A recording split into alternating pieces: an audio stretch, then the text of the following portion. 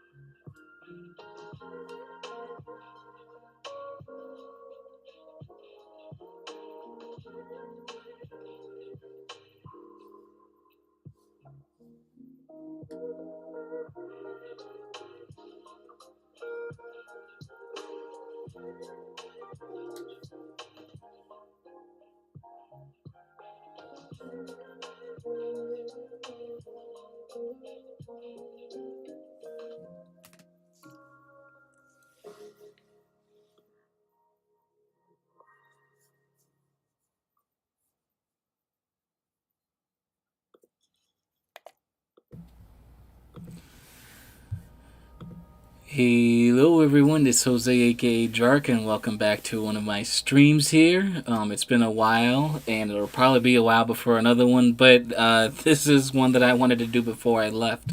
As some of you may know, I'm going to be moving overseas, so I won't be able to do too many streams until I kind of get situated. Once that's done, we'll be good to go. In the meantime, I wanted to go ahead and do this review with a good buddy of mine, Mike. He's also doing this stream for this Pokemon Scarlet and Violet review. We're going to go ahead and kick it off. Just kind of want to talk about the game in contrast to what it was when it came out, to what we thought before it came out, and to what it is now. So without further ado, Mike, you want to go ahead and say hello? Yo, what up? Alrighty. So yeah, put this a little lower there. Sweet. All right. So again, I think we all had expectations of what the game was going to be prior to it coming out. What we were happy about, what we were not happy about, what we were worried about, and based on what we've seen, I think it's safe to say that we can make some analysis. On my stream, you can see I have just the original trailer from the Pokemon Company playing in the background, just so y'all can kind of see a little bit of it. And then the image I have in my background is one provided by Austin John Plays. Shout out to him, he's a fantastic Pokemon YouTuber. He was able to get one of the Charizard raids and take a couple snapshots and make a 5K rendering of it. So I took one of those and put it for the background for this stream, just so y'all know what sources I have going on my stream right now. But yes. I'm just gonna start off by saying this game took a wild turn halfway through my gameplay experience, and it definitely it definitely impacted my perception of what a Pokemon game can be. But I'm honestly really curious about you, Mike. What is your feelings and or interpretations of what we got out of this game compared to what the game was before it came out? Okay, so I'm not very smart. it took me to getting way more than halfway through the game to kind of like think back to the original trailer. I was like, wait a minute, that room was full of a bunch of like random bullshit, like treasure hunting. Duh, man, how did I not? And there's like gems and crystals and shit all over the place. Like, oh, duh, that's what it all meant. Because I was still so confused after all that. It was like, what is like? I don't understand like the whole point of like the room and like I know there's like Easter eggs and shit, but it seemed like it was just nothing. It was like, oh, it's just a room with a bunch of junk. It's like, no, it's treasures, I guess, in a way you could call them. That's Like funny. some Indiana Jones shit. Like, Yeah. okay, all right, I got you now. I finally understand. Um, when it came to gameplay stuff, though, I kind of just like I don't know. I just held tight to my expectations because like Legends Arceus was kind of the obvious pivot towards like what was the game was going to be, Yeah, yeah, and they're like, okay, I don't want to bitch too much too early, yeah, yeah, but I hope that Legends Arceus is going to be like the stepping stone to what the game could be in the future. yeah, And I feel like they mostly delivered, yeah, like 80% delivered, which is passing. yeah. Solid B plus. Solid B plus. Honestly, I'll take that. um, I had my expectations for what this game was going to be. And I don't know if you remember, but one of my biggest concerns when the game came out was that I wanted it to be similar to Legends of Arceus, except in the function of how to interact with the wild Pokemon, because to me, although Legends of Arceus was fun and you could even call it seamless for the transaction for catching Pokemon and things of that nature, it felt like it wasn't what I wanted it to be for collecting Pokemon. I just didn't feel like I was connecting with them. I felt like the Pokemon were I don't know, it's just too easy. You just throw a ball, catch it, boom, done, and just, you never look at it again. So it made me feel like I couldn't really connect with any of the Pokemon. I just added them to my party, and then with the amount of XP they were collecting, I didn't really have to switch it out. So I don't know. I found myself not really attaching myself to any of the Pokemon in Legends of Arceus. So what I wanted him to do was somewhat of a mix where you could still interact with Pokemon in the wild, but to somehow still incorporate the original core mechanic for catching and battling Pokemon. Um, and to me, that is exactly what they did. And of course, I know a lot of people aren't a fan of it. They absolutely loved the way the mechanic for Legends of Arceus was. And, all the power to them. But for me, this is what I was looking for in terms of a smoothless transition of interacting with wild Pokemon in the wild, but as well as still keeping it true to the core game of um, being able to select moves, catch them, and things of that nature. And even then, they made it easier with the critical capture rates. Pretty much, if you already caught it, the odds of you critical catching it afterwards to make it better, just they did so much to improve the quality of life on something that was still kept traditional. So that's my opinion on that portion. Yeah, I mostly agree. I feel the same way as you do with Legends Arceus, where I think things like catching Pokemon and stuff like that was way too easy. And Yeah, honestly, I would have just been fine if like it was exactly the same as it was in Legends Arceus, except for maybe the catch rate of just throwing Pokeballs in the overworld would be not as high. So yeah, I feel like that's one contributing factor yeah, because you could just chuck Pokeballs left and right and just catch shit. yeah, But also my issue was, and this is why I kind of wasn't worried in the beginning, was that Legends Arceus had its own very unique gameplay loop where the whole game was more or less about catching the Pokemon themselves and not really doing much of anything else. Like the battling system still existed, but it wasn't the focus of the game. The focus of the game was like collecting Pokemon as you progress through the journey. And I didn't think that was interesting Yeah. enough to keep me going. Like I went back to it eventually just to play a little bit more, but I don't think my mind was changed after I got further into the games. Like I'm still kind of doing the same shit I was doing in the beginning. I'm just catching Pokemon for the sake of just like meeting quotas or Yeah. Yeah. like doing quests. Or it's like, oh, find this Pokemon and bring it back to me. It's Yeah. like that's Just not. churning through the game. That's pretty much it. You're just churning through the game. Yeah. So I wasn't worried about this game if like everything stayed mechanically the same as Legends Arceus. I was more or less concerned about like as long as it was just a regular Pokemon game where the focus is to go around, yeah, catching Pokemon, but also battling people. Just go back to Yeah. the traditional like, you know, raising your Pokemon up with the various different mechanics. I didn't like that so many mechanics were just removed from Yeah. Legends Arceus. I think Legends Arceus could have very easily been like Gen 9 Yeah. by Yeah. itself. I Technically, yeah. understand that like, you know, that would have been a big leap and, you know, it was kind of like a testing ground for what Scarlet and Violet was going to be. Yeah.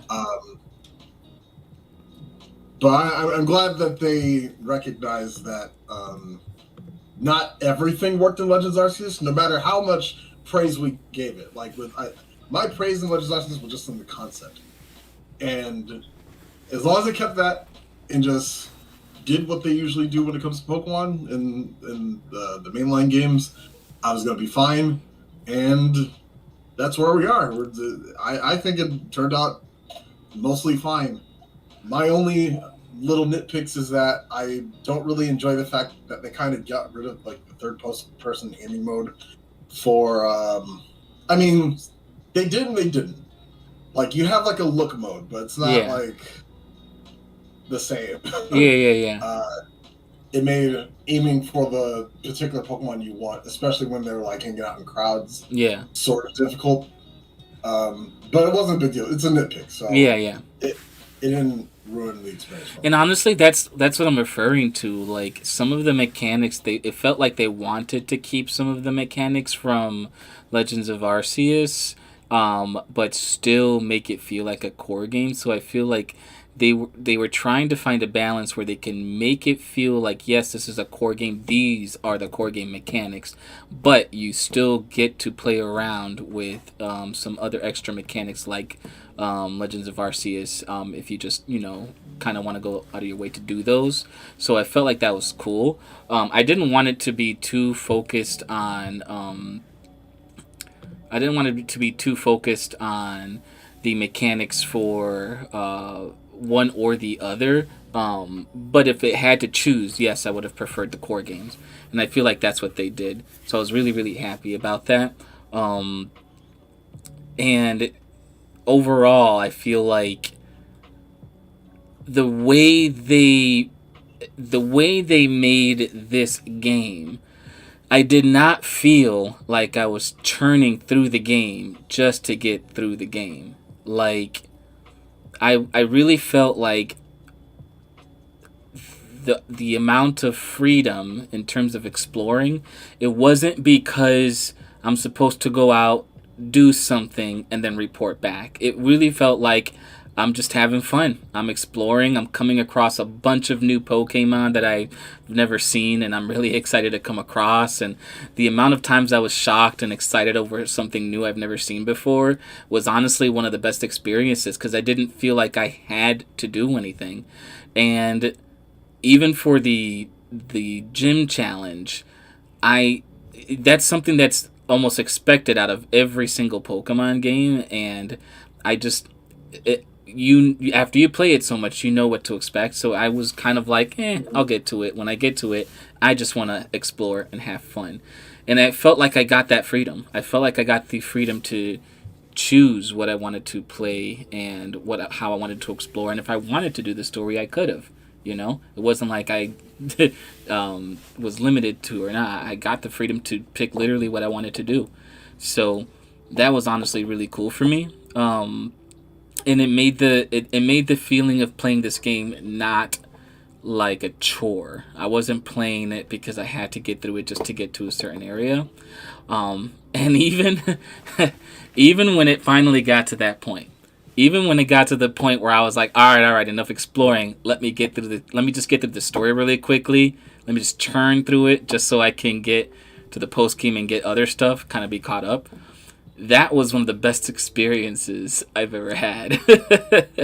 Surprisingly, I really thought I was just gonna force churn through it, and then no, I was quite surprised.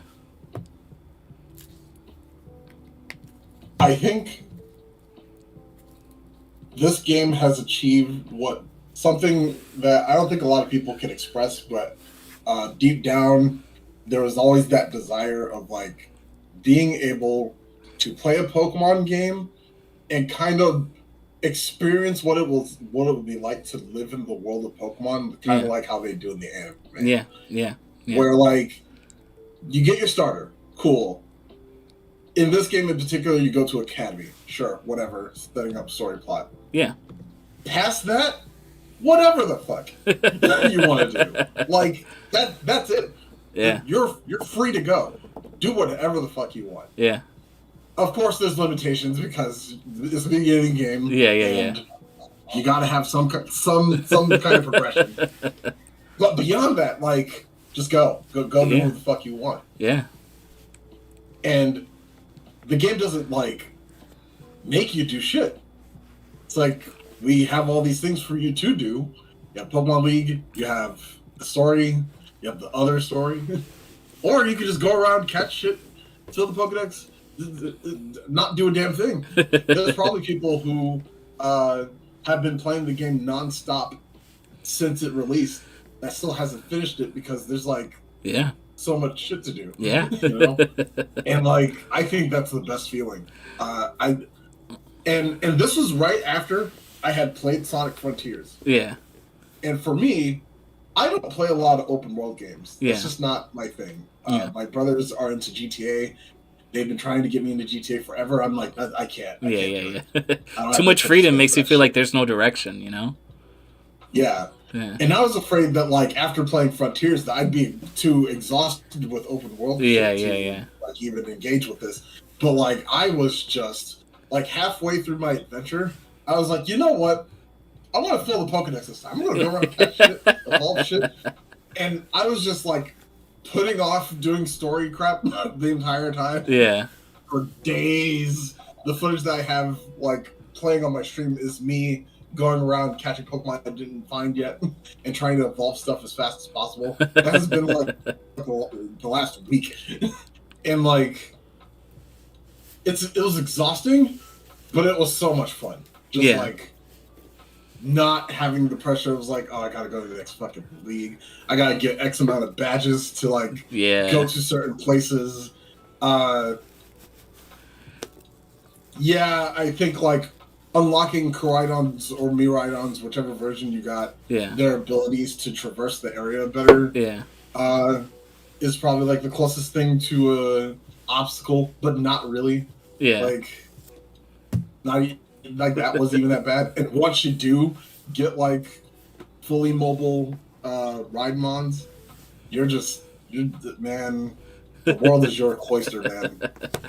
But you know what? I bet that was one of the coolest things you experienced, being able to kind of go through everything and evolve it. And then when it evolves, you're like, what is that? That's so cool, Yeah. or that's so weird. But either way, it was just a fun opportunity to come across different types of Pokemon you haven't seen before if you were able to, save yourself from being spoiled early on. So, Which I did. yeah, so it just made the experience so much better in terms of being able to do that.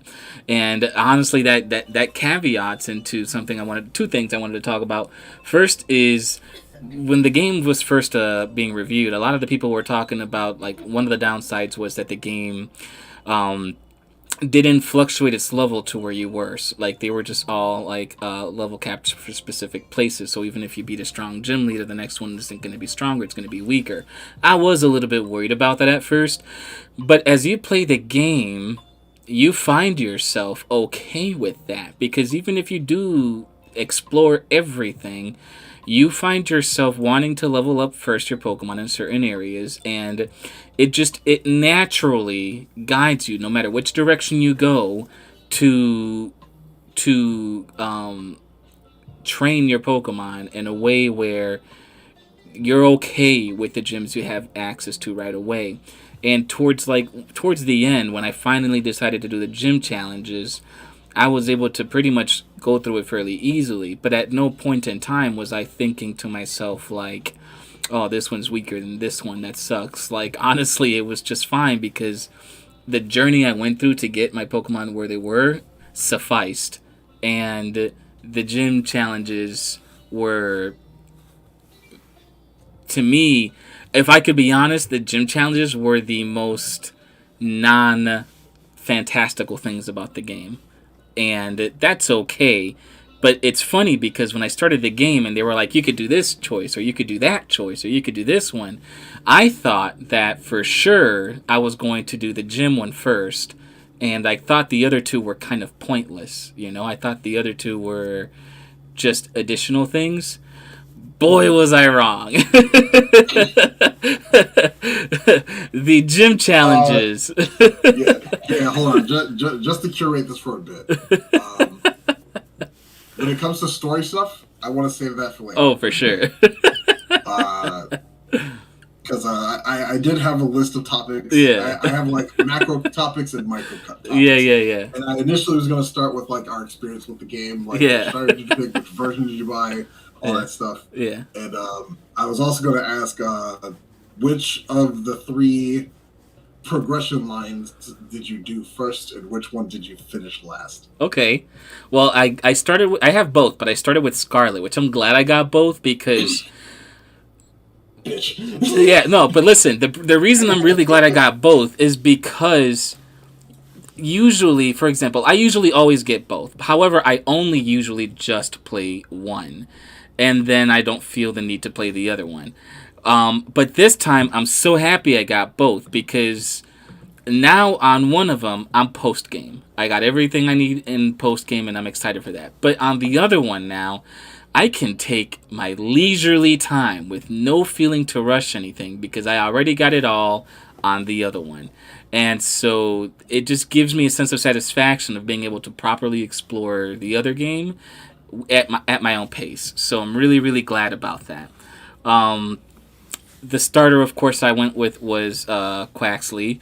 But I'm thinking the next one for the next playthrough is going to be the kitten. Because there's nothing wrong with Fuecoco, but it's not my favorite. I don't really like the cat one either that much, but I like the fact I'm literally going by like hidden abilities. Quaxley's is Moxie. Moxie paired with his signature move that speeds after every hit. You're essentially like one-shotting everything and getting faster and stronger. One-shotting everything and getting faster and stronger. It's ridiculous. So, and then for the kitten, protein. You literally just switch to the typing and you're safe. So I thought that was really cool. What was the other thing you mentioned? Oh yeah, which progression story I went through. So I thought that if I was gonna progress, it was gonna be through gyms. The one that least had my interest was the Team Star.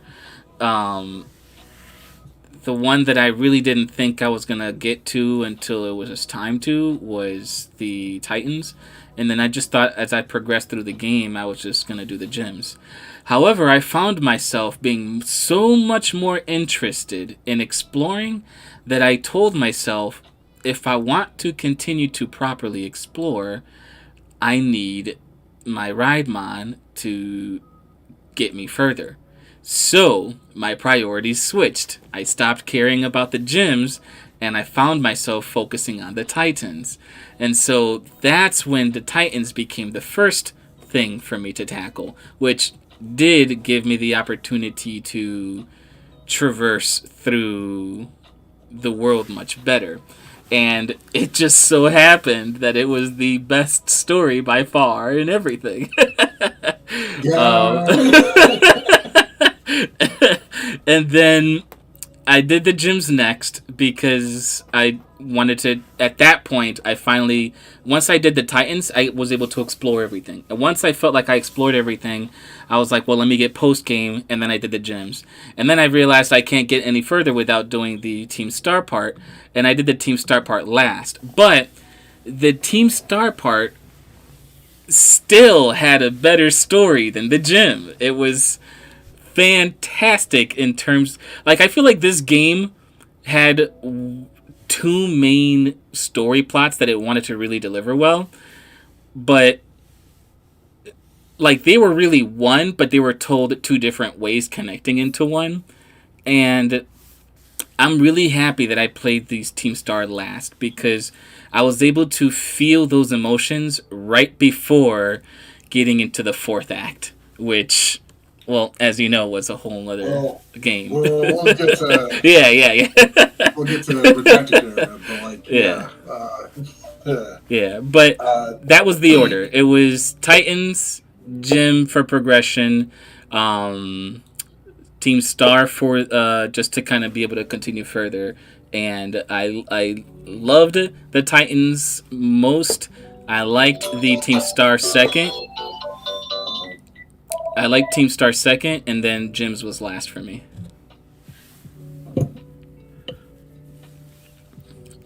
How about for you? If you're still there. Alright, sorry. I had to stop a phone call. Oh, okay. I kind of knew that shit would happen. Oh, that's okay. But yeah, that's my order. What's the order for you? Alright, so I also started with the Titans first because that kind of provided the most utility. Well, okay. In a way, I started with the gyms first. Like, the first thing I did was I went to, I think, the grass gym. Yeah.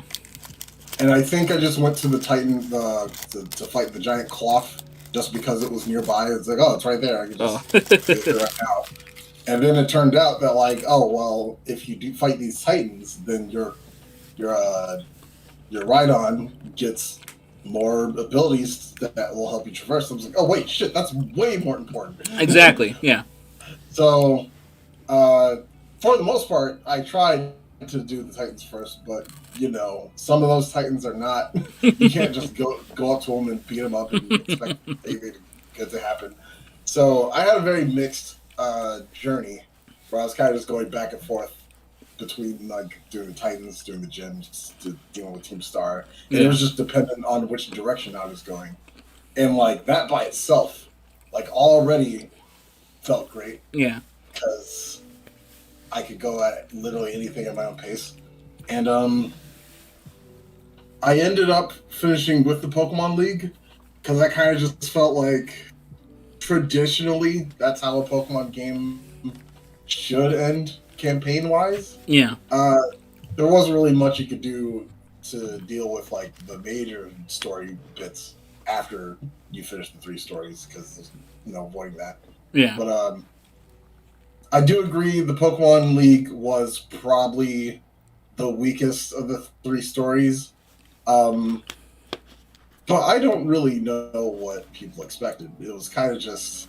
This is a very much more straightforward league than we usually get. Yeah, yeah. I will, and one complaint that I had was that the gyms were very homogenized and very just regular looking. You just go to a regular ass building, you talk to a receptionist, it's like, oh, do a challenge, and then you get to fight the gym leader. It's like, what happened to all the super fancy smancy, like, obstacle course bullshit that we used to have? Yeah. Like, you know, I don't know how much my opinion would have changed even if that was there.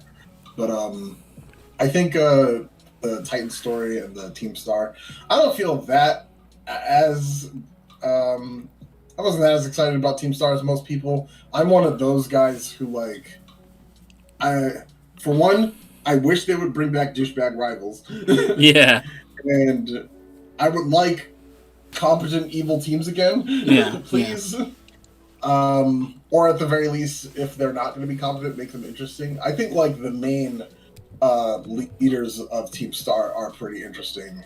But I think we kind of peaked at Team Skull, Mm, and since then we just have not much to work with. okay. Not a fan of Team Shout. Uh, Team Flare was kind of whack. Yeah. You know, mostly the same. Just I ended up with the Pokemon League, and then final story. Okay. Well, in terms of the teams, I do agree. I was kind of expecting or hoping for more of an evil organization, though it did. Based on the theme of what this game was aiming for, it didn't feel needed. I felt like the story beyond the story was really the core of the story, and I felt like if they tried to add an evil organization to it, then you're looking at two kind of main antagonists that you're kind of working against, and I felt like that would have just been too much. So I think that it's okay that we didn't necessarily have an evil group per se. Um, but I do like that they used this group to kind of add a different element to this story.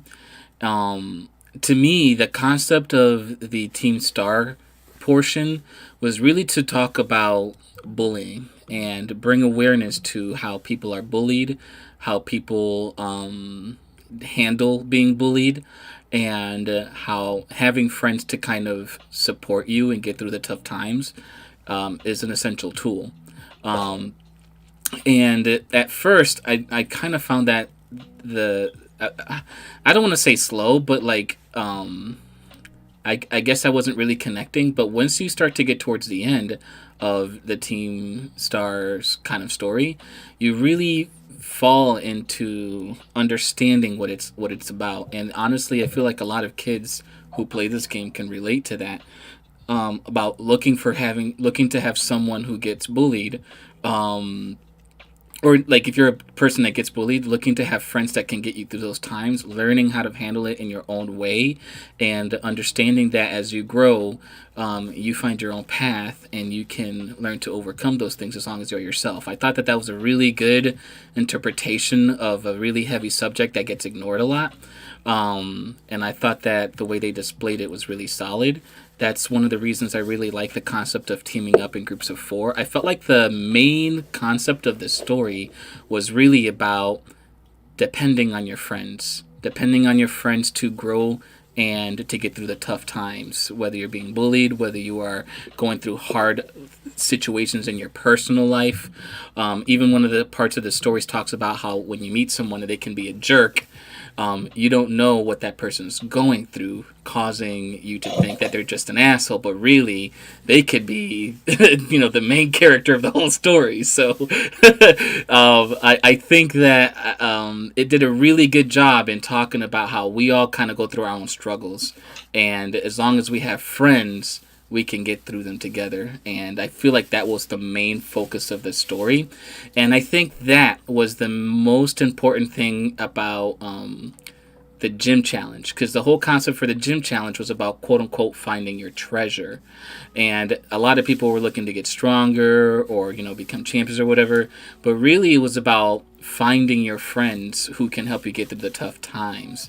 And I think that was the best thing you could get out of the story for the gym portion, which helped tide the other two stories along with it. Was about finding your treasure and learning how to protect it, which is again your friends and the people that will help you get through the tough times. And so that's why I think that a Team Star fit into this mold instead of like an evil organization kind of thing. Say it with me now. The real treasure were the friends we made along the way. Yeah. But they did it in a way that wasn't cliche, like the whole time I wasn't feeling like, oh, this is just another typical friendship game, like it really felt like this was addressing a very important subject about bullying. And it even one of the parts with the professor in the end when he was like, you know what, I'm not gonna get any of you in trouble because I was the one that failed you guys. We see this happen every day and we just miss it. And then, kids end up going angry or hurt or whatever, and then we ask ourselves, how could this happen? Where were the signs? And they were right in front of us. We just ignored it, you know? So the way they delivered it made it really feel like kind of like adults taking accountability for not seeing what's happening with their own kids. So I thought that was really cool. Yeah, which is only a fantasy you can only enjoy while playing Pokemon, unfortunately. The sad truth. And I'm glad you took all that in, because I'm not gonna lie, I skipped like all of the dialogue. Oh, really? Yeah, I didn't skip all of it, but I did skim through it. But towards the end, like when you're fighting the person who you knew was the person, that dialogue they had there, I really liked it, and it put all that together for me. And then, of course, at the very end of the story of the fourth act, it kind of ties it all together there again too. So, yeah, I really liked that for that purpose. Alrighty. So, you said you picked Quaxley. Mm-hmm. How did you react to your starter's evolutions? Fair all the way through. It was not my favorite design for the final. Honestly, the only evolution who I think was acceptable was the cat. It's the only one whose evolution I think was remotely acceptable for a starter evolution. I think that Fuecoco looks like a robot clown crocodile, which is just weird to me. And I don't even know what I mean, I get the concept, but it's just so... I think what bothers me the most about Quaxley's evolution is just that there's no connection to it. It's referring to Portugal and, that theme, but there's nothing else in this story that even, kind of addresses it. Like, this feels much more Spain than it does Portugal, and so I'm just like, there's, really no correlation there. So, that to me was just like... Skiddix, what's up? Yeah, I that's what I'm saying. I like the cat evolution too. Yeah. All right, correct me if I'm wrong, because I might say some fucked up shit and I won't even realize it. But doesn't I gotta word this carefully. Doesn't most Hispanic regions share a lot of cultural things? No, not at all. Not at all. We share the language. Not at all? We share the language. That's about it. Huh. Okay. I'm asking purely out of ignorance because I genuinely do not know. That's okay. So I'm not making any sort of assumptions. Sure. But from what I understood was that Fuecoco, at least, I know its evolutions has a lot going on. They tried to do so many different things. I mean, I don't mind the design ultimately. Yeah. But after I kind of realized that, okay, it's not a pepper, it's kind of just a fire croc. Yeah. I kind of realized that it was probably going to go into something like, oh, it's like a Day of the Dead kind of croc. Yeah, I agree. I feel like the water one took on Portugal. I feel like the fire one took on Mexico. The cat, I have no idea what it's even remotely trying to represent. I don't even... What is it, like a musketeer? Masquerade. Phantom thief magician thing. Yeah. But what Hispanic heritage has that? I don't know. Personally, I don't. Maybe the that nation that played this game was like, oh, that's representing us, and they're the only ones that know that, because I have no idea what that cat is trying to represent. So, the only bits of loose correlation I can think of is that Vega in Street Fighter, Spanish ninja, he wears a mask, and I don't know, he's very flamboyant and very show-offy. And then, Bayonetta 3 I just played not that long ago. Yeah. There's a section of the game where you go to Spain Yeah. and you're chasing down an alternate universe Bayonetta who is a phantom thief. Gotcha. So yeah, I'm like, maybe the that's cat right. is representative of Spain. The cat represents Spain. The Fuecoco represents Mexico and the Aztec origins, like Skiddix here is saying, which makes sense. And then uh, Quaxley is representative of Portugal. Or Brazil, I should say, because Portugal doesn't Yeah. really do that parade dance. It's really Brazil that does that, which is kind of interesting. That they, I mean, that's. I agree that if you wanted to represent a Portuguese mascot, you would have to go with something that's undeniable. And I don't know any Portuguese culture that would be something that significantly represents it more than the Brazilian Carnival. So that's fair, I guess, for that purpose. um, yeah. So I guess the mystery's solved. Yeah, I guess. And honestly, I don't even think there was this much thought into typing origins, if you think about it, to prior starters. I don't think any of them really had any real indication of what they represent or origin they come from, because everything just had great designs, but you never thought about, oh, this obviously represents this place or anything like that, you know? Like I did kind of piece that together, but I'm not any kind of worldly educated, so I'm not like I can connect some dots, but I wouldn't be able to explain it to you. Yeah.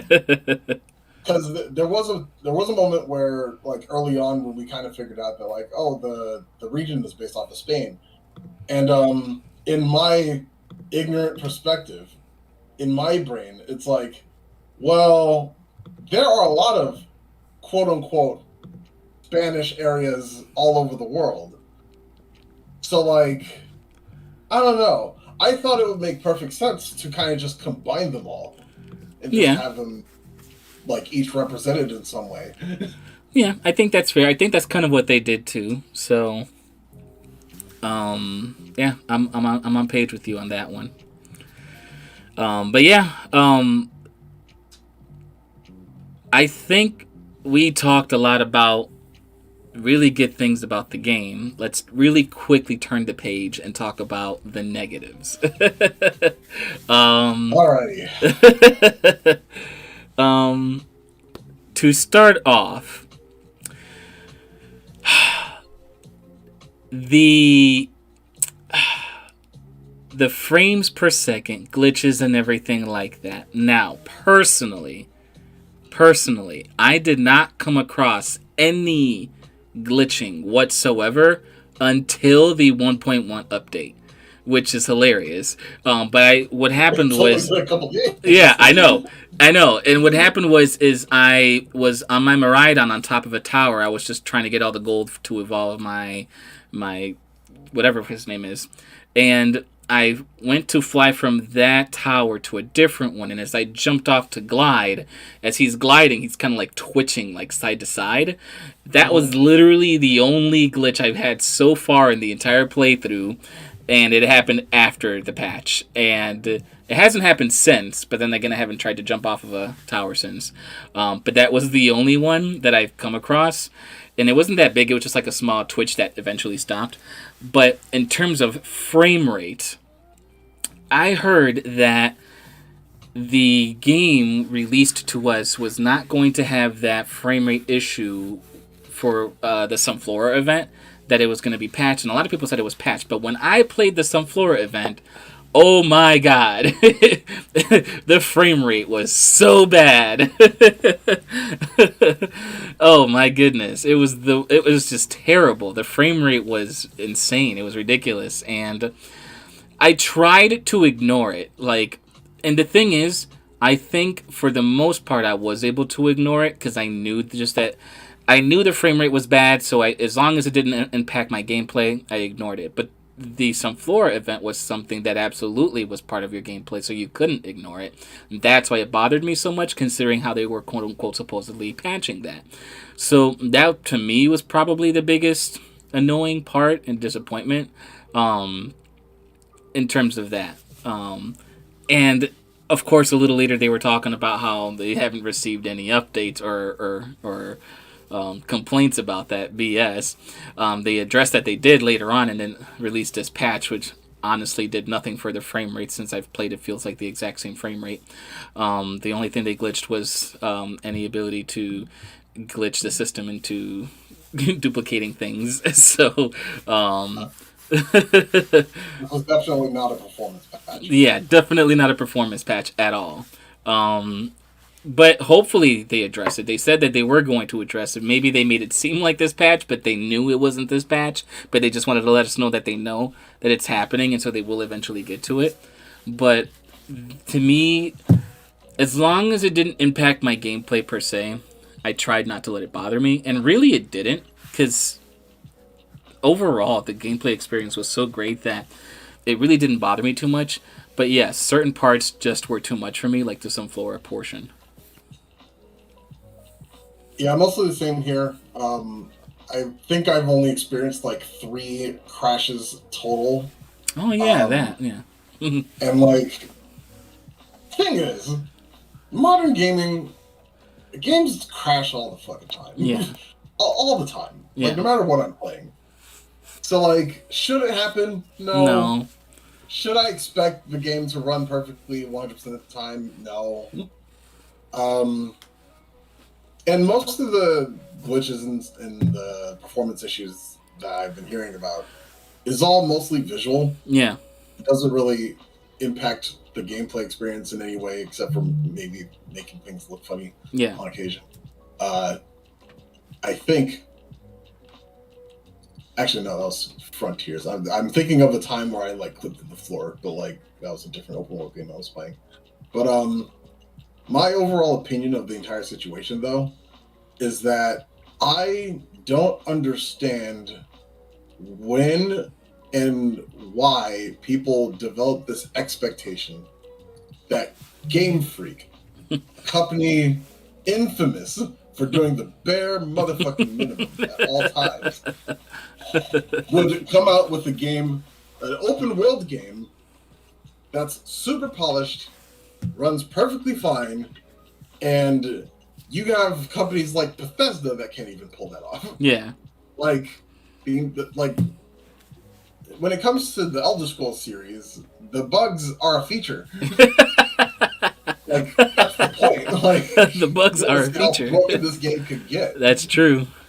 So, like, Game Freak has zero history with making a true open world game. Like, Legends Arceus is, I guess, what people call wide linear. Yeah. It's not open. Yeah, pretty big, but it's not fully open. Yeah. This is the first attempt at making a truly open world game. And it truly is. Of course it's not going to come out good. Yeah, performance-wise. It really is an open world game, and I think that that's the part that people fail to understand is that this outside of the main town, there are no doors.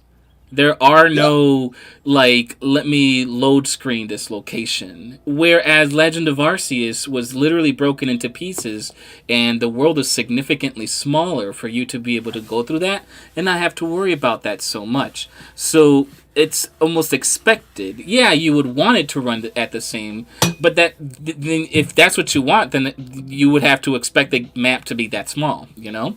Or for them to add all those doors. And to me, if they did that, you're taking away the open world experience from the whole, the whole concept. Because if that's the case, then that's like doing Sword and Shield all over again. So, yeah, I don't think that was honestly to be expected. Now, did I expect this much frame rate issue? No, but I knew this just wasn't going to be like perfect and flawless. Like you said, Bethesda is known for that stuff. So that and Yeah, some of the like Skiddix mentioned, one of the glitches that you normally see is like Pokemon inside of the walls.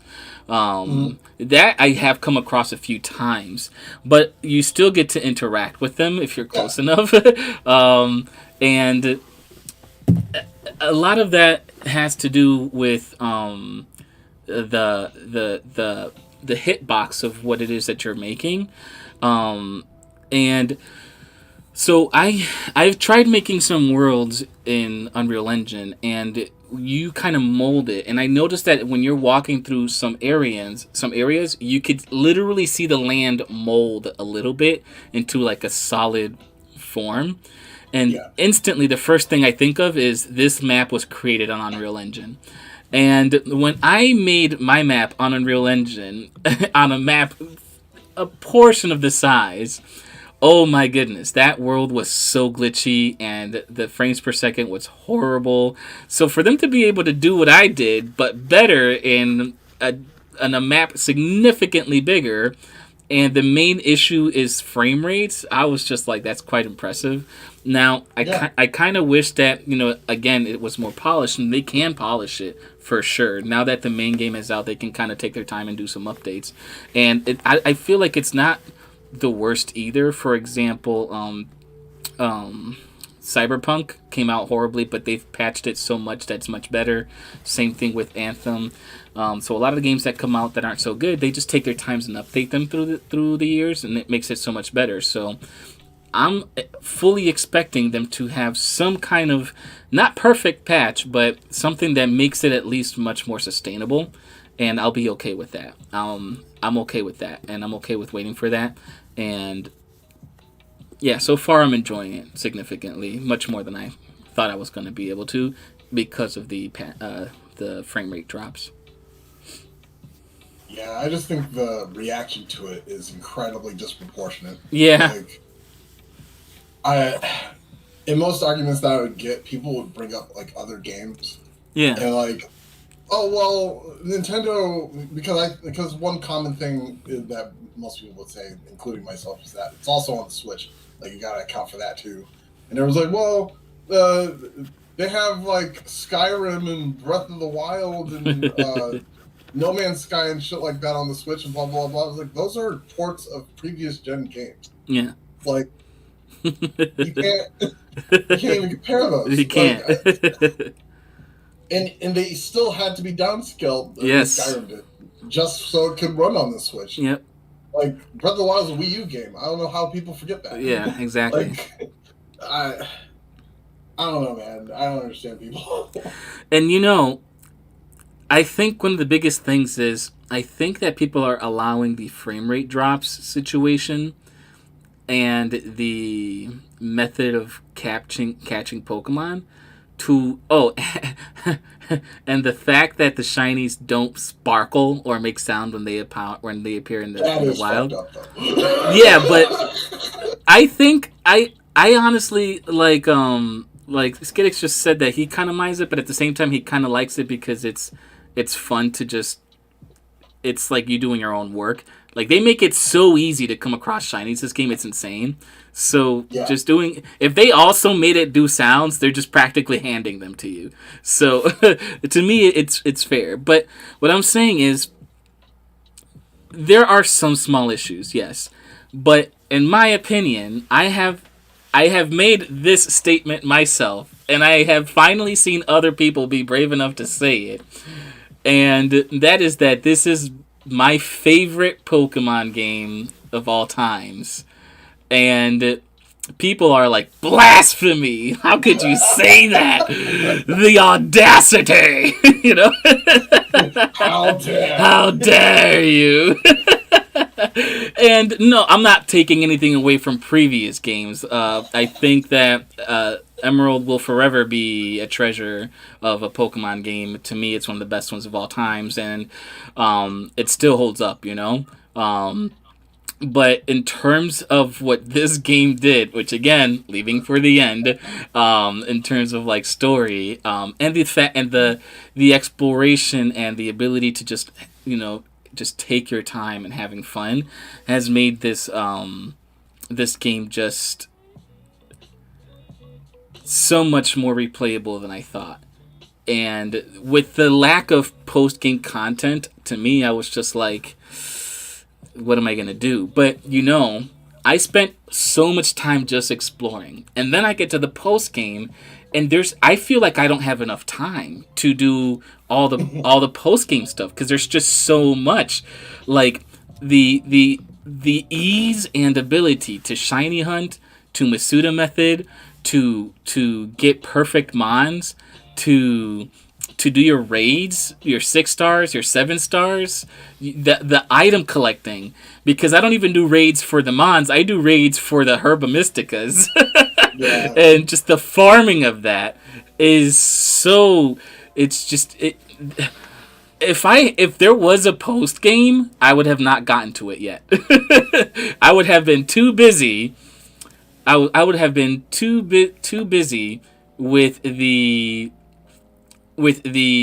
collecting and rating that I would have needed before I even attempted to do post game. So I'm okay with it so far. Yeah, so far I'm okay with it, and I don't know if you've gotten the opportunity to. I don't know if you've gotten the opportunity to see the competitive screen, like when you go in to do competitive battles. Uh, I don't know if you've gotten the opportunity to look at it, but that's a legit screen. Like, it honestly feels like you're turning on another game. Like, it has its own menus and everything, and so it just really felt cool. And I was like, oh, okay, I like this. So I feel like they definitely stepped it up in a lot when it comes to that. And one of the things I liked about the older Pokemon games is that they kind of made it so that the second screen on like the DS or whatever, you had like your live pieces and extracurricular things you could do on there. And I felt like they kind of got away from that in the more current games. But then on this one, they have that whole window, the portal and everything. And I like that a lot. The only thing I don't like that they got rid of was the GPS, the global trading. GTS, yeah, the GTS. I was just talking about it. Yeah, that's the one thing I don't like, is that they got rid of it, and you have to depend on people to trade you. And something I noticed that some people are doing, which are jerks, is like you'll go to the trade screen and they'll show you the Pokemon you want, right? So then you're just pressing A just to get the trade through, and then the last second they'll switch it for something totally different, and you're already just trying to get through it, and they'll trade you like a freaking Wurmple for like a Koraidon, and you're like, you asshole!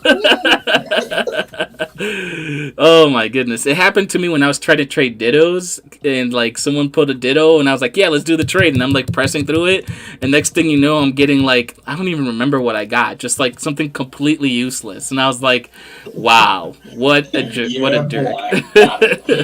Yep. So now I have to be careful when I'm doing my trades. It's just like, all right, slow down, make sure that's what he's trading me. Okay, all right, now I press it. Okay, then good. Okay. So So yeah, PSA, trade responsibly. yeah. Make sure you're trading with someone you trust. But at the same time, I don't really mind it so much, because if you remember the GTS, a lot of the times people would put like a freaking, like a Bulbasaur, and they would all say Arceus, Arceus, Arceus, Arceus. Like the most ridiculous requests for trades. And it just like, it flooded the system to the point where no one was getting anything they wanted, because no one would ever try to do a fair trade. So I think for that reason, I'm not so upset about it, because it just makes it so that there isn't a system that's been completely flooded with nothing, and it is just the 1-for-1. So that makes sense in that department. But yeah. The most frustrating thing about GTS back then, though, was that they would have restrictions on what Pokemon that you could put in it, Yeah. based on like the nickname on it. Oh. Like if you're, or for example, if you have a Cofagrigus, right? Its name has FAG in it, naturally. So the only way you could trade it online is that you would have to nickname it something else and then put it in GTS. And it's like, they have restrictions for this, but they can't restrict people from asking for impossible Pokemon, like a level 1 Arceus, like, or level 1 legendary Pokemon and shit like that. Or the super clever ones where they would ask for Pokemon that uh, evolve by a certain level, Yeah. but within a certain level range that they can't reach. Yeah. So it's like you think that like you can. Oh wait, I think I have one of those. Let me check my box, and Yeah. then you realize that like, oh wait, this thing evolves at like level 30, and they're asking for a level 20. Fuck! It's like why? Yeah, that's If the they other just thing did is that, that they would trade request specific levels. So even if you had what they were looking for, if it was too over leveled or too under leveled, you just had to go grind. And by the time you got back, gone. it's So you were gone. just like, Yeah. oh my god. It was so frustrating, so frustrating. And I don't sometimes, think the Nintendo Ninjas can get me anymore, but there was a time where I did have an action replay. oh yeah, So I used to be able to make all those impossible Pokemon yeah, and just steal people's shit from the GTS. Or I shouldn't say steal because it was yeah. a trade. Yeah, yeah. But Well, like, to be fair, the requests they were making were ridiculous. Like they would be like, "I want a level 1 Giratina." Like, what? Where will you ever find a level 1? yeah, Like some ridiculous requests, you know? Like, and that would just be like Pokemon's cannot be lower than level 5 at the time. Yet they want a level 1 Bulbasaur or something. You're just like, what?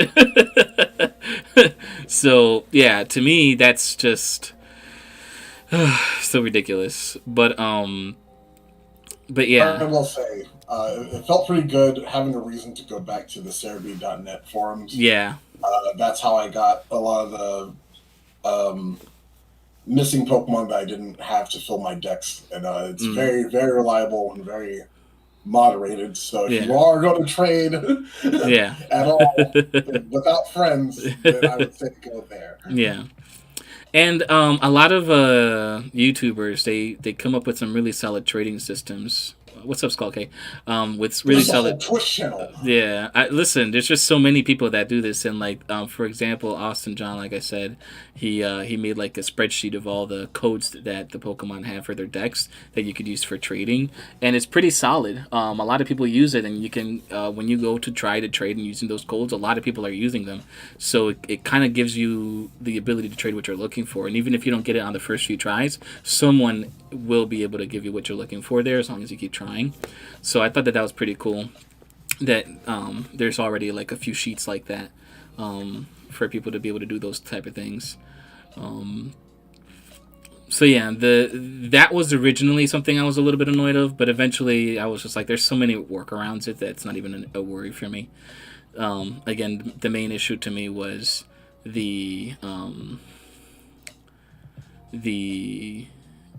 the frame rates, but really I only had it be an issue for me one time, which was during the Sunflora event. After that, it's just something that was just in the background that I didn't really pay attention to anymore. Yeah, as annoying as it is that GTS is gone, Yeah. I feel like the community has done an excellent job Yeah. in not only replacing it, but making it so much better Yeah. in every way. Yeah. There's a whole Twitch channel. Yeah. I forget the name of it, Yeah. but I gotta link it somewhere. Yeah. It is literally just a global stock market of trading Pokemon, not even just for Scarlet and Violet, but Yeah. all the way back to X Oh, and I Y, used to follow one of those actually. He did it. Black and White. He did that for so long. Actually, I can't remember his name. I think he actually never showed his face until one of the games came out. He streamed it for like a few days showing his face, and then went back to disappearing and just doing like the global trading nonstop every day, all day. So that was funny. I had to find it. All right.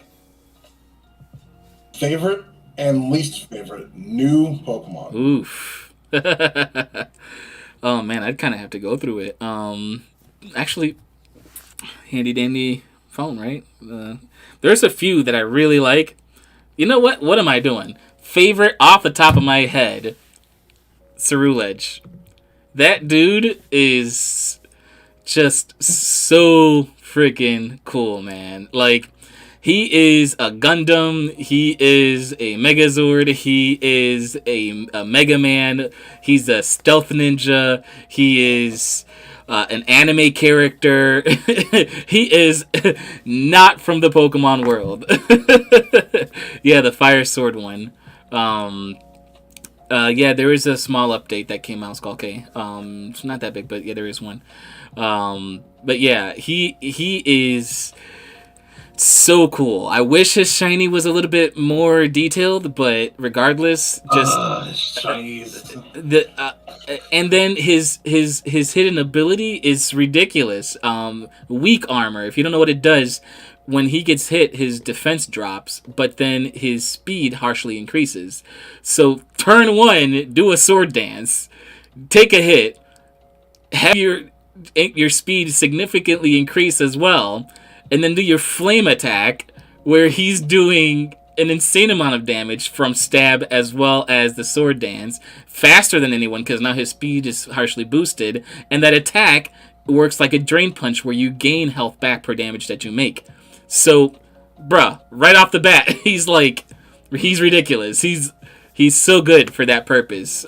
Just trying to find the right Terra type for him is one thing, but he's ridiculous for that purpose. And he has such a huge move pool. He has fire, he has grass, dark, psychic, ghost. There's just so much that he can do. Plus, if you want to use him as a utility, he carries Will-O-Wisp, which is so useful in the meta since almost all Pokemon are physical attackers. So you're going to definitely benefit from him. So competitive-wise, he's incredibly useful, but also just in his looks. He's one of the coolest Pokemon. I can't even call him a Pokemon. It's more like a Digimon.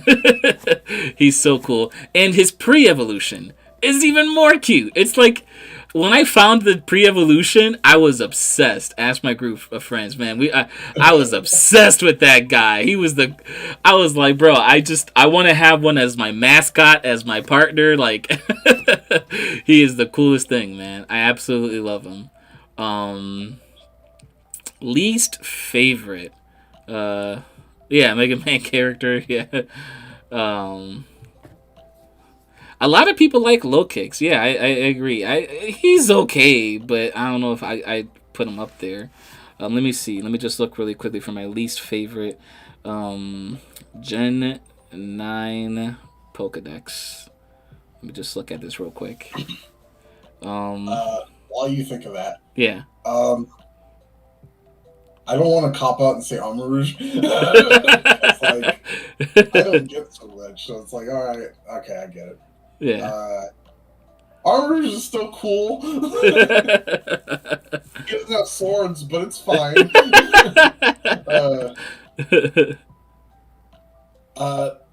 To be honest, there's not a lot of new Pokemon that I kind of resonated with.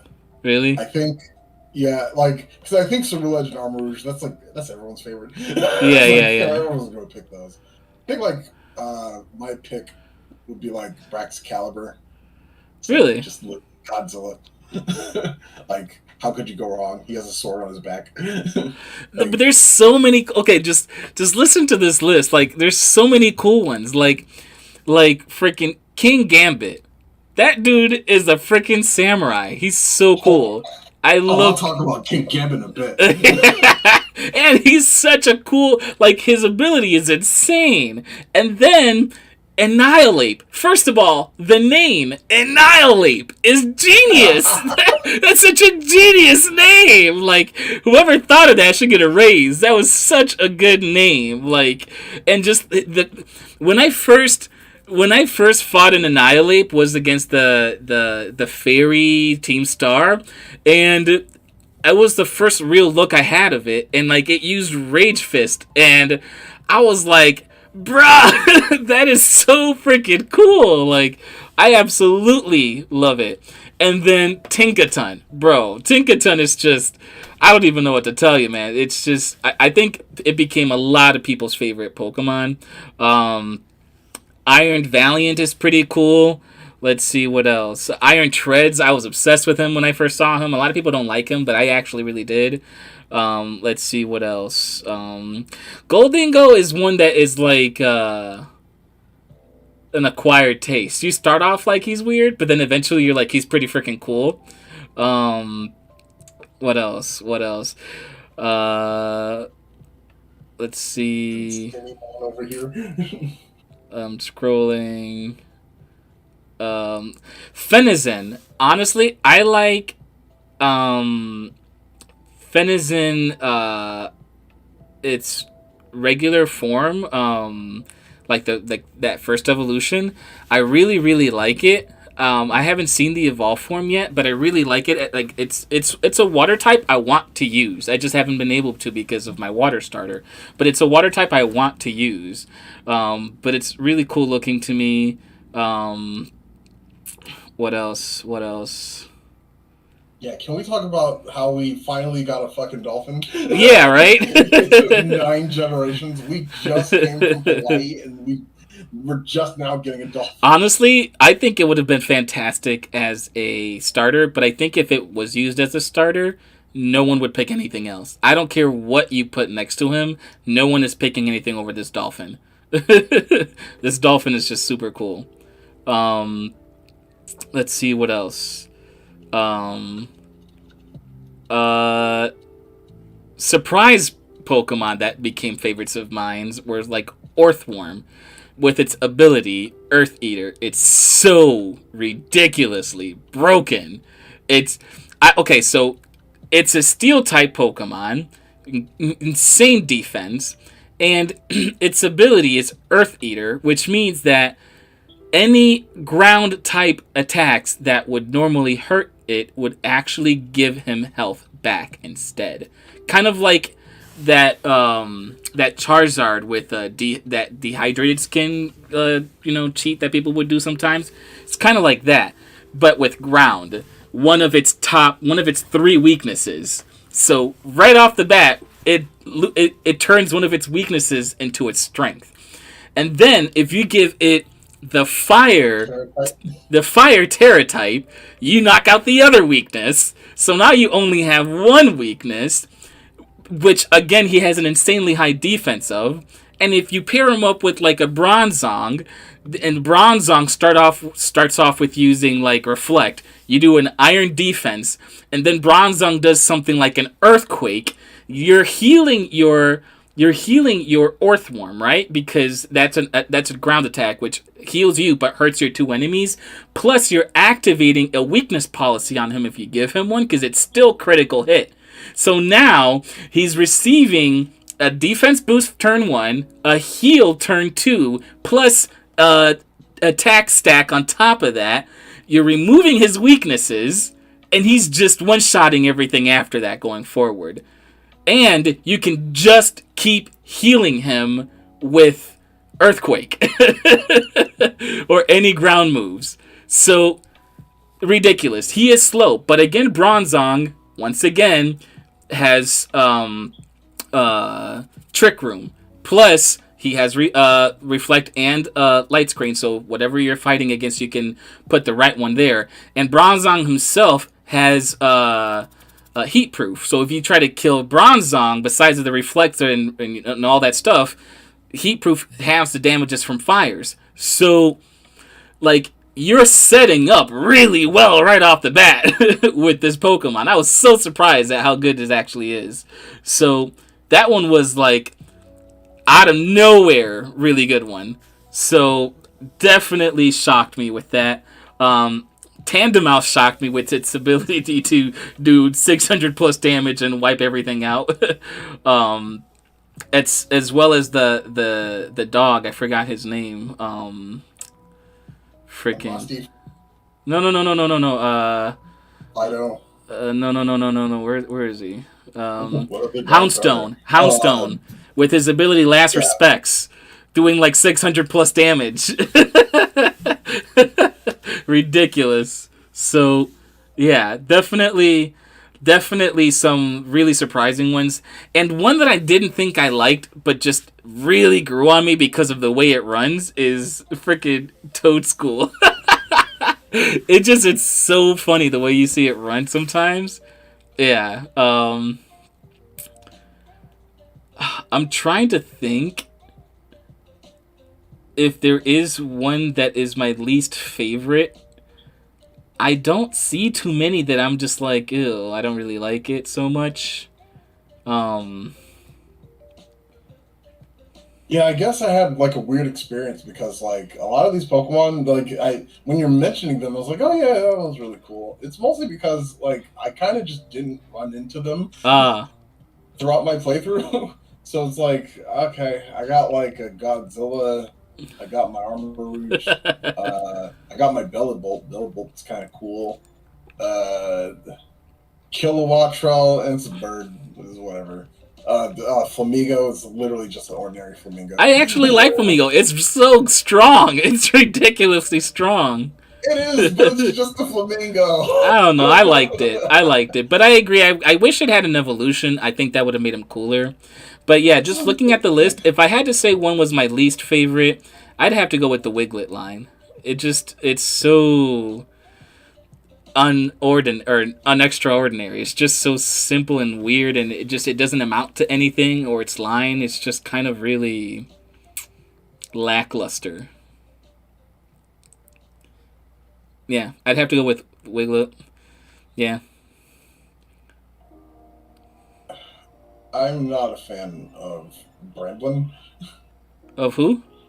Bramblin, the tumbleweed. I love his typing. His typing is insane. He's really Okay. competitive wise. I'm He's sure ridiculous. he's fine utility wise, but just a tumbleweed. Like, I agree, but if you see him competitively, he's actually solid. He's a really solid option. The Varoom line I didn't really like too much. Just I don't know. It's so underwhelming to me. It was like okay, whatever. Bexcalibur, it's weird. It's not bad, but it's just weird. I like Bexcalibur much more than its first form because it yeah, just just Braxcalibur. yeah. Oh, God. Let's see. Um, Squawkabilly, they're okay. I have no purpose for them. Cloth also is uninteresting to me. It's just Yes. There are a lot of Pokemon this gen. I don't know if it was like that for Swish as well, but there are a lot of Pokemon for this gen that are kind of just like regular animals. Yeah. We got like a dolphin, we got a regular flamingo, we have uh, a dog. Like we already had like a bred dog, which like that was already interesting enough. But on top of that, they gave us like a regular dog. It's like okay. The The fish are always going to be uninteresting because they're just fish. Uh, except for Tatsugiri. Tatsugiri and Dodonzo are pretty cool. Um, yeah, we have a lot of weird, like, it's just the animal it is. But one thing I really like about this generation is once again the terrestrializing concept really shook everything up because it makes these Pokemon no longer just what they are. It makes it so that you could really shake it up. Like I saw a meme about a steel type Dragonite, and it was like that meme was a guy's like somebody call an ambulance, but not for me. Because it was like a fairy type that was with the gun or whatever, and he's like somebody call an ambulance, but not for me. Iron head, steel type, kills every fairy. So I was like, yeah, I see it. Fucking wild. Yeah. But when I talk about like favorites and least favorites, I mostly mean like design, just like what it is. Yeah. I haven't really gotten to dip into like battling with other people. Yeah. I have made this like really gimmicky, like dumb double skill swap with Cloyster and Mouse Hold, so I get like skill link population bomb. Yeah. But it's not good at all. Yeah, I caught like 2 of the Dragonite with the steel types, and then I was also able to catch the the Lucario with the Steel type level 75 when most of my Pokemon were still like early 40s. I just took a wrong turn somewhere and I was like, oh hello, but it was able to catch it, so that was pretty cool. And that's another thing I liked is that I thought that there would be level caps on what you could capture, but there wasn't. I was able to catch something significantly stronger than me early on. It's just using it is another story. And even then, I was still able to use some of the strong ones that I caught that I couldn't use going forward. So, something else I like that they did with this generation is that in prior generations, anything of a certain level would not listen to you. However, this generation, it's not about the level, it's about the level you started having it.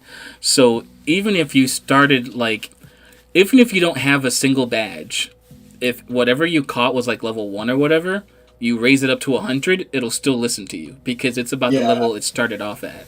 So I thought that was pretty cool. I never, I wouldn't have had the opportunity to notice that, but that's a pretty good quality of life change. I remember back in Gen 1 where I would like overlevel my Charmeleon or whatever. And Yeah. Like, yeah, you're just like, I know. Oh, we had a bond. So that you know, the Steel type Lucario level 75 is in the cave as you're going to the Psychic Gym. There's a cave you got to go through, and you could go straight, or you could climb on top of like a little hill or a little like rock piece.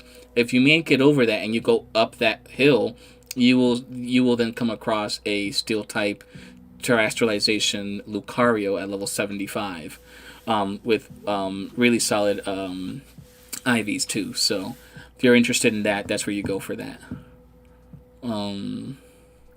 Yeah, and then there's a 75 Dragonite as well, close to the edge of the map to the portion that's still locked. If you go over there, one of the hills at the very top, you should be able to see a Dragonite. There's a few Dragonites up there, but just the one with this Steel type Terrestrialization is there too. So yeah. Now we gotta talk about how we finally have true multiplayer in Pokemon. Oh yeah. Man, like, okay, I'm not gonna talk like it's like the bee's knees, but holy shit, is it like the best thing we've had so far? It's so simple, but like it's like the smallest thing. But just being able to like have friends in your world doing whatever, and still be able to just like progress the game and do story shit while they're just hanging out, like that's a big deal. Like you can't do that in most like games that are designed to just be, hey, gather with your friends and do stuff. Yeah. Joe and I have been like going ham and like catching Pokemon and trying shiny hunt and stuff. Yeah. And like before we were trying to play like Genshin Impact, which that was like the whole selling point of that game was like, hey, gather with your friends in this big open world and explore and blah, blah, blah, and do these raids. Except you couldn't do the raids. Like, you couldn't do story missions. You couldn't do, like, certain boss fights. There was so much shit that, like, you just were not able to do while you were playing multiplayer. It made no sense. Yeah. And it's like, this is all we wanted. Like, right here. Just let my friends just be in the same open world that I'm in. And we just hang out and just do stuff. And maybe find each other's Pokemon. Like, who knows? Like, hey, because like he's playing Violet, I'm playing Scarlet, so like he was able to find like Larvitars in my game, and in certain areas I could like find Bagons in other areas, and it didn't matter like which. I mean, I guess it does matter which version you're playing, but the world that you're hosting.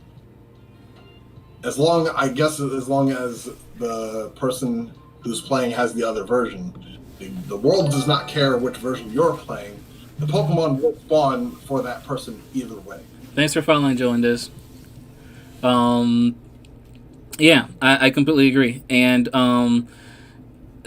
one of the big things to me is not everyone, and this is to me this is a big deal because of the post game and what you could do there, and that is Herba Mysticas. Herba Mysticas are the end all be all for the post game so far to me, and and not everyone has the same odds for being able to get Herba Mysticas. So if you're playing by yourself and you just don't have any luck, if you're able to team up with a friend, not only could you two technically farm Herba Mysticas, you can help each other out. One thing me and my buddies did is I found a Gengar who was giving like 4 different Herba Mysticas and in abundance, and the Herba Mysticas were able to, or you could use any Herba Mysticas to do the things if you just knew the right recipes, right? So that was cool. But the cool part is that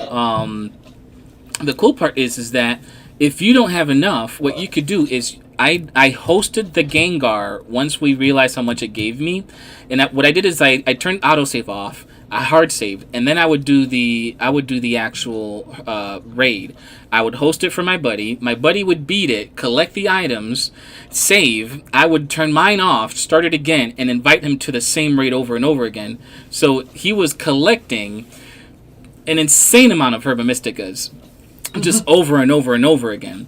And then on top of that, we would do a picnic together, and he would provide the ingredients because I helped him with it, obviously. And when he provided the ingredients, we both got the effect, and we were both able to go and shiny hunt whatever we wanted after that. So even though I didn't necessarily get to keep all of those, I kept the one after I finally beat it and saved it. But afterwards, when we did the raid, he had so many Herba Mysticas already that we were able to just do picnics together. Both of us got the effect, and then we could just go shiny hunting whatever we wanted. So that was a huge, huge benefit to that, was that we were able to do that, and being able to farm for Herba Mysticas, and as well as allow each other to be able to catch whatever version exclusives we want in each other's game. If for whatever reason he couldn't find a shiny that I had gotten 2 of or whatever, I would trade him one and vice versa, because since he obviously helped me with the materials to find shinies in the first place, that's what we did. Like, for example, I found 2 Iron Valiants shiny, and because I used his Herba Mystica for one, I traded one of them to him. So now we both have our own. But again, it's thanks to all the Herba Mysticas we were able to kind of farm together doing that method. So as long as one of you finds one Pokemon that just floods you with that, that's the strategy. The one with it, hard saves, turns your autosave off, and then have your friends, multiple if you want, just farm the heck out of it over and over and over again. The more people, the better, because that means all of them get that amount of items, which means each and every one of them can host or can do an egg party for all of you, and that's just shiny hunting galore.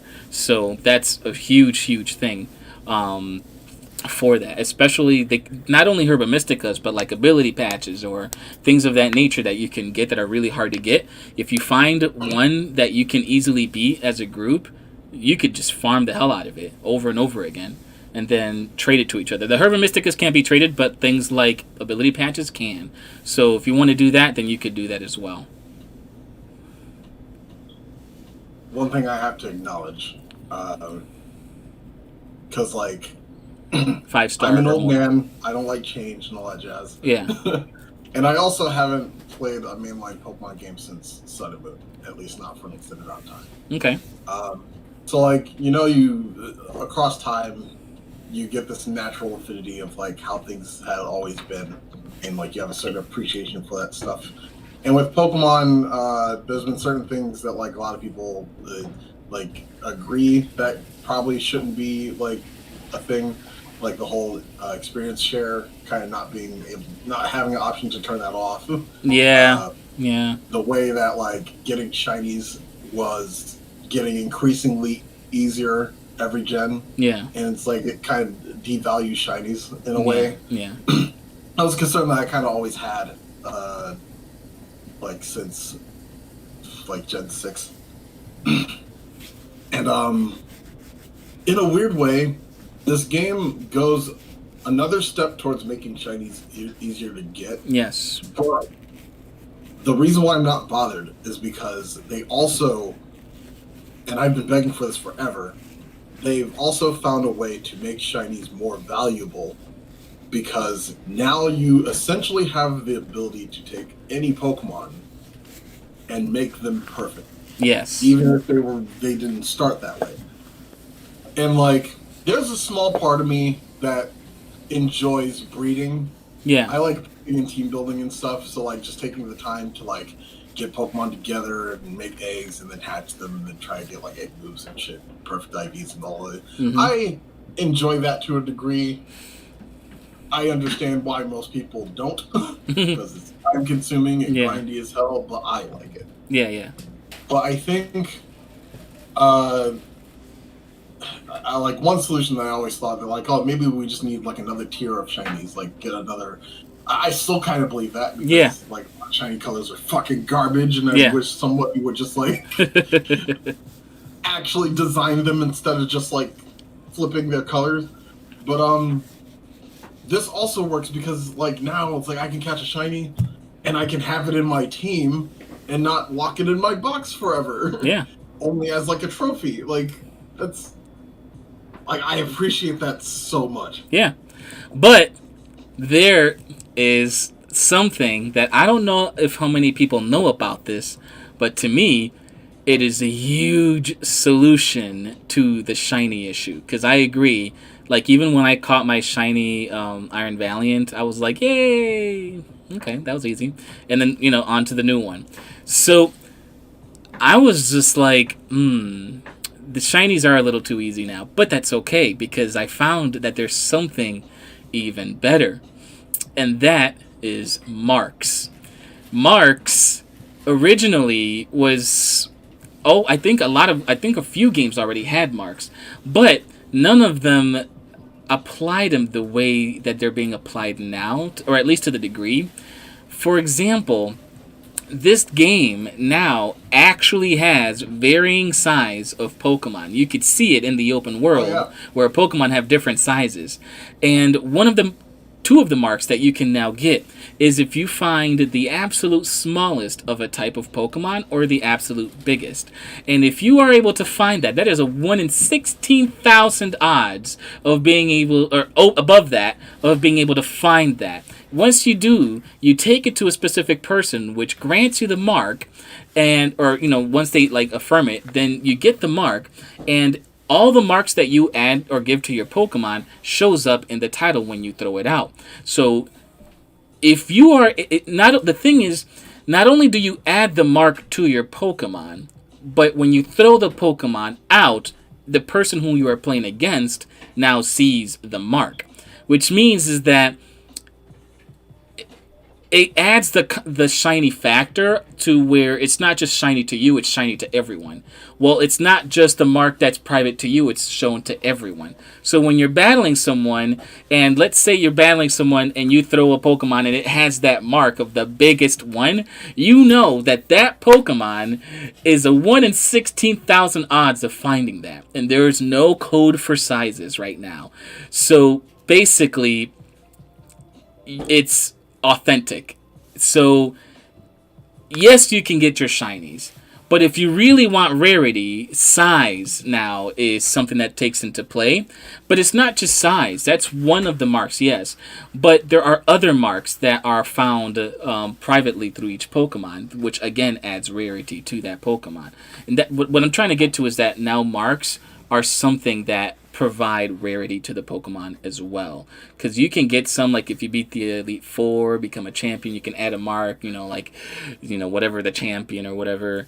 But now you can add other marks, like it's the biggest of its kind. You throw that out there and you're like, oh man, that's 4 times rarer than a shiny on a freaking original Pokemon game, So you do have the ability to do that now, and to be able to find one with those marks plus it being shiny, that is, bruh, you get that, you got yourself a real rare one. So while I was battling the line, I did notice that like somebody pull out their Noivern and it's like, oh, it's Noivern, the Paldean champion. It's like, Yeah. what the hell? Yeah. Why did I get a cool title like that? You have to add, so when you beat the championship, you get the mark. So you just have to click on the Pokemon, go to the last page, and then add the mark to it. If there's more than one mark, you can choose which one.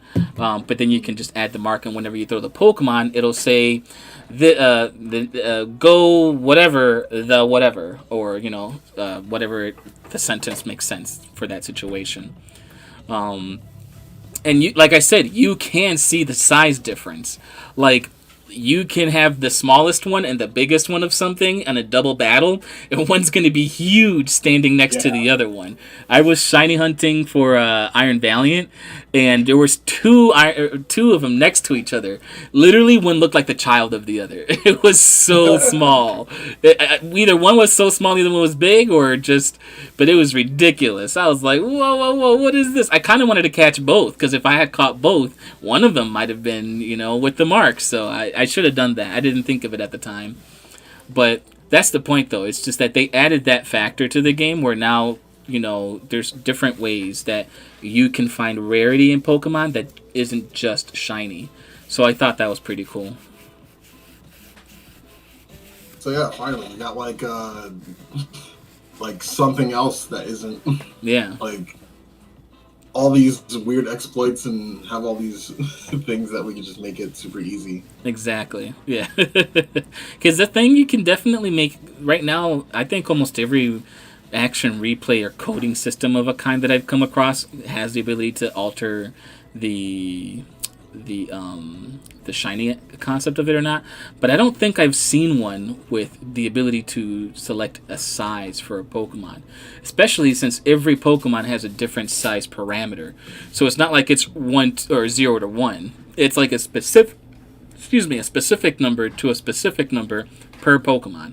So, and I think if you go out of that range, then you break the game, or your Pokemon now becomes like obsolete because it's not within the size parameters of what it could be. But I'm sure someone will figure it out eventually. As of right now, though, they're not. Plus, they're being very strict about anything that raises a flag on something that it shouldn't be, then instant ban. So, yeah. I hope that doesn't affect things like not saying I have one of these, but let's say hypothetically that somebody tripped and it just so happened that a certain duplicate Koraidon just happened to fall in my possession. That won't get me in trouble or anything. So what you could do, because I was also able to do that, is that can alert them. That's actually something that they are paying attention to. But there's an easy way to resolve that other than trying to trade it. You can add it to your party, and then you can try to do like the ride thing, and then it'll like fuse them together, per se. And next thing you know, that the extra copy will disappear. If you have multiple, you could do that for those, and then they will disappear. Going through that specific method, because they share the same code, so that's why the company can tell, because they share the same code. But if you do that, it'll like fuse them together, like, oh, that's not supposed to be there, boom, it's gone, and then you can save yourself from potentially getting in trouble for that. Because I actually tried that and it didn't work for me. I don't know if I did it right. I might have. There's a few ways. I know there's 2 different ways to do it. I'll probably link you a video on how to do that, because I know some people were also struggling with that. But there's a few ways to do that I was able to do myself to get rid of it. It's currently in my box. I might just release it. Yeah, you could do that too, I think, if you're able to. Just release it and then it's no longer in your party. Or in your box, because it scans through your box for that. Yeah, you have to release it through the box, because it doesn't let you release in your party. Yeah.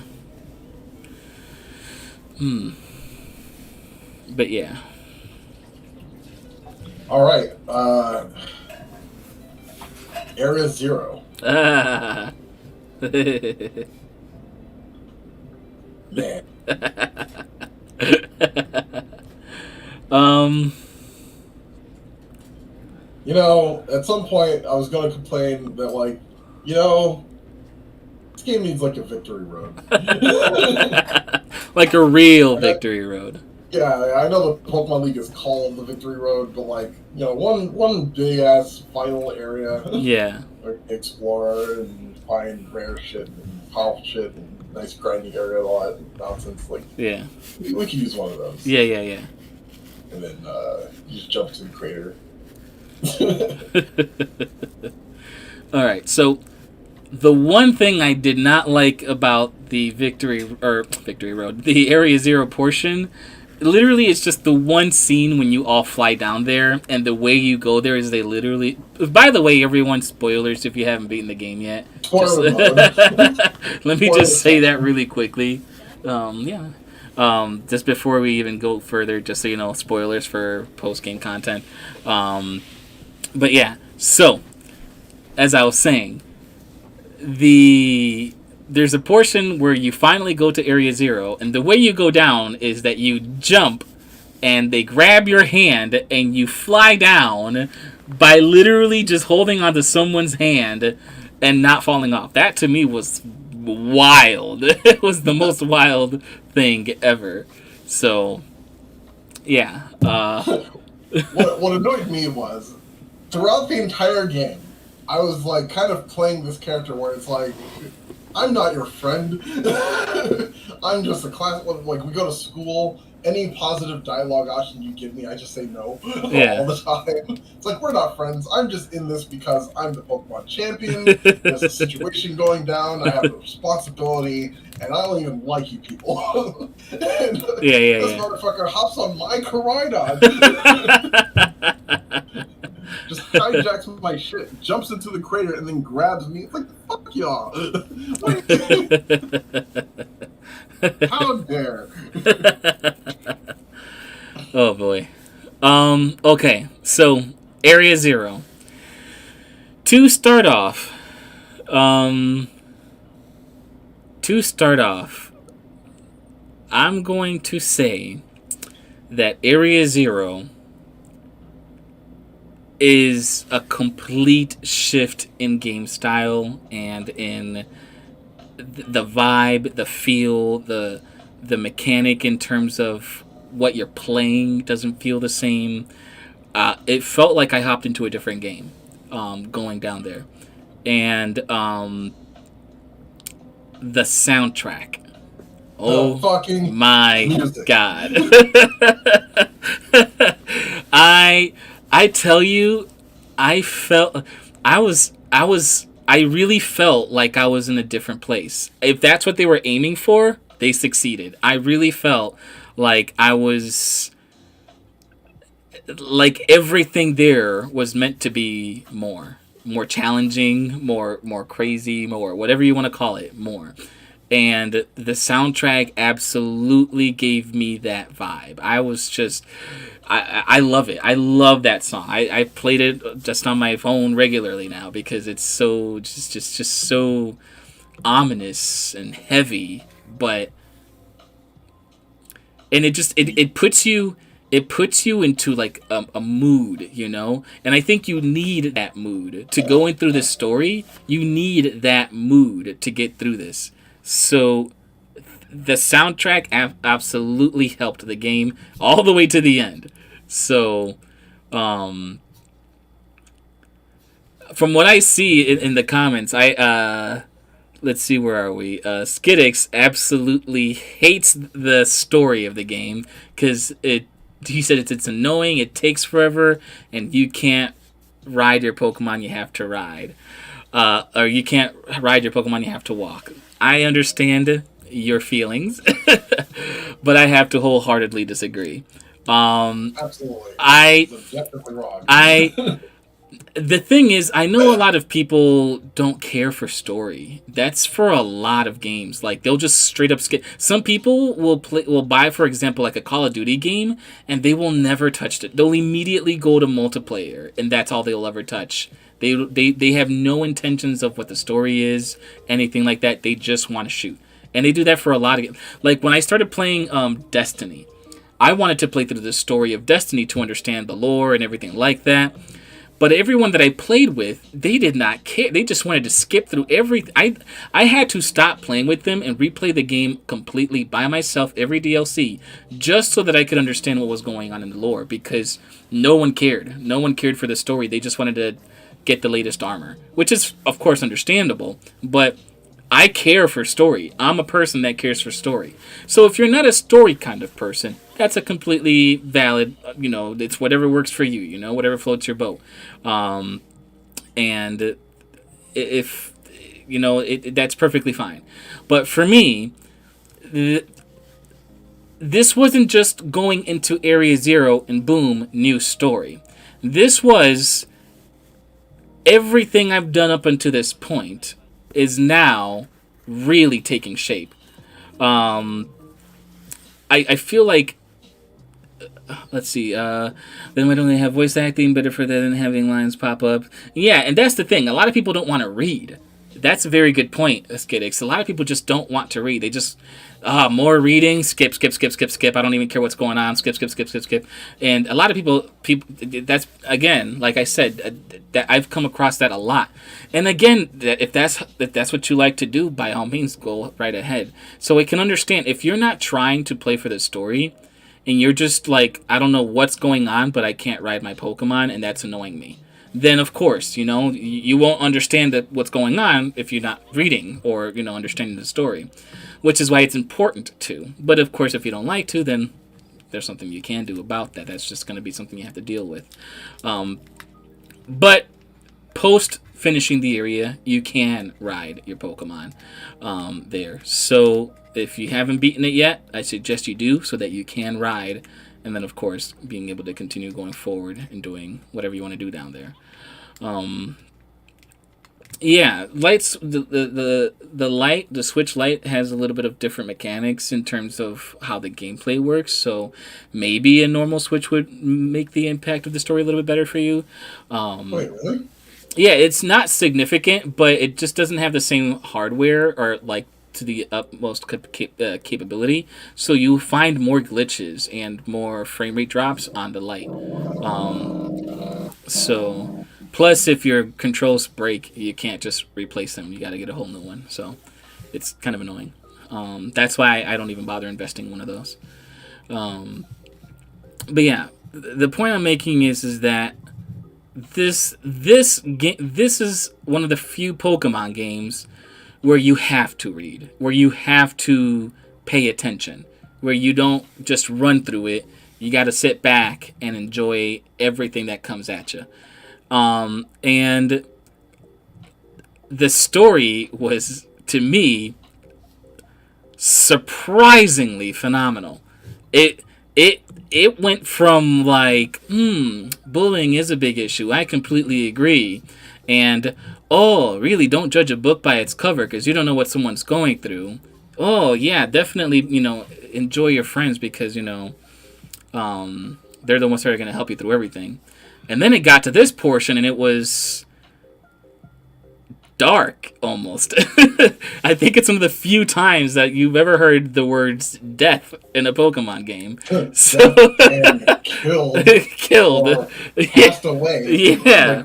Yeah. Like, I'm surprised they didn't just hand wave that. It's like, oh yeah, they're gone.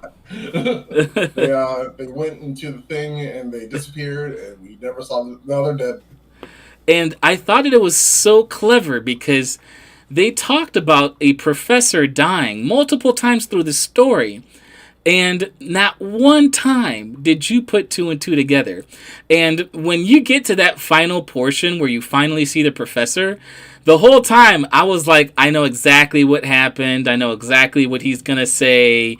All of this is so predictable.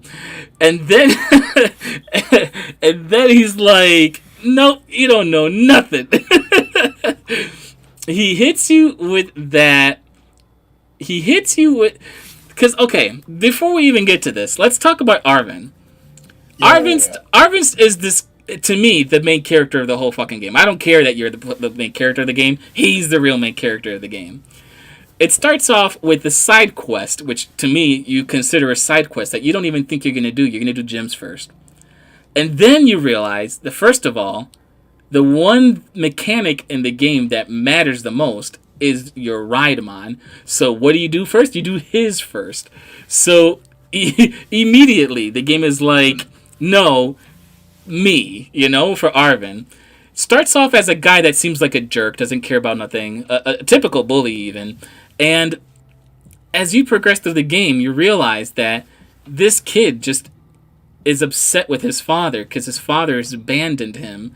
And now he has had to raise himself since a child because his father was too busy with his work. I played Violet, so for me it was father. For Scarlet is mother. Yeah. So as you're doing this, you're like, yeah, I understand. Professor is always busy working, never has time for you, blah blah blah. And then you understand why he is so protective of his dog and why he would do anything to heal his dog, because his dog was the one thing that loved him unconditionally, never left his side, and was there for him through thick and thin, and he would do anything to make sure he was okay. And you realize that this Arvin character, that at first you were like, who's this jerk, is really just a guy going through.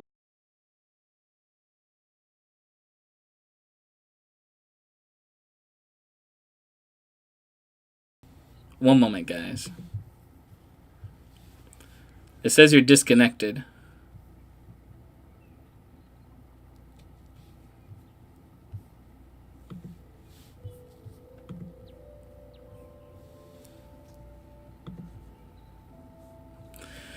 One moment, y'all.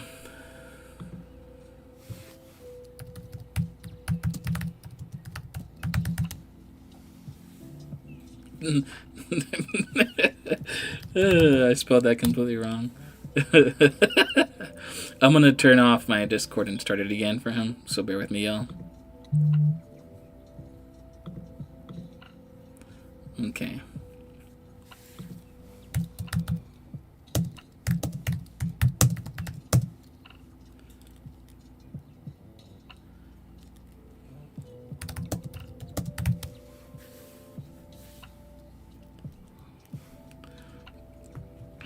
Alright. Sounds like his audio on his stream went down, so just give him a second to get it back up.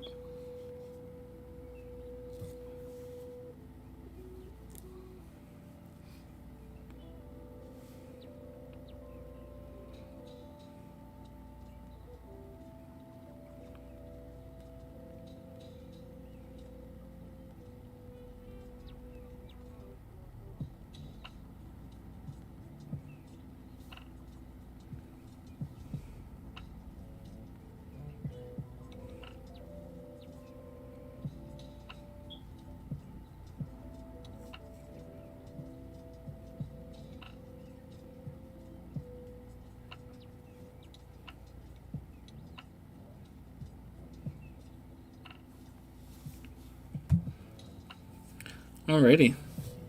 He's still gone.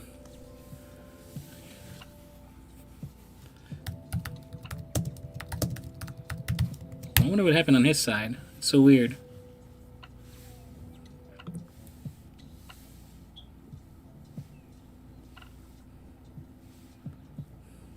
Oh, he's taking the bathroom break. Alright. That's fine. While he does that. Matter of fact, let me also join him on a quick bathroom break. I'm gonna be right back, y'all, and then I'll come back. One moment here. Wrong one. BRB. Now I can pass again. Okay. Madre. Como te levantaste y no tengo fuerza para atrás. Yo podía agarrarme porque tú estabas sentado. Pero cuando te levantaste por poco me voy para atrás completo. Haciendo la sopita. ¿Qué sopita? De la carne con los fideos.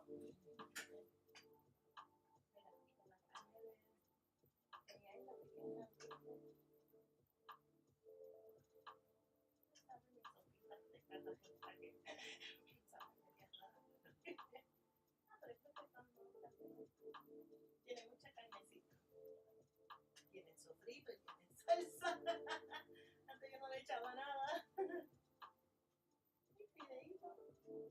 Más bien para calentar el poquito, ¿sabes?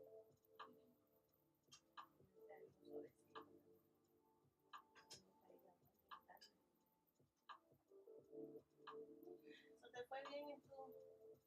Se veía bien, ¿verdad?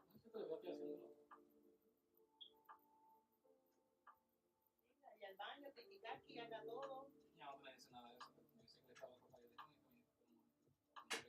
Sí, todo el mundo hace de sus cositas porque hay que hacer eso.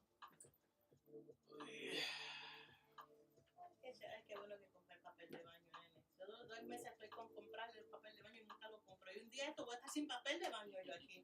Porque siempre que lo voy a comprar nunca lo compro.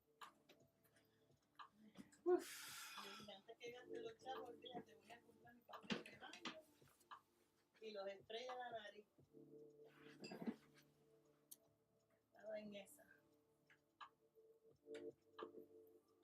Compré más spray de la nariz.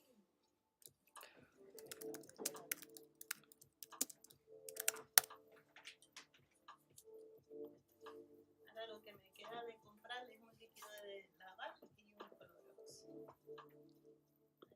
Eso lo compro cuando puedo más el dedo. Pues lo compro otra vez.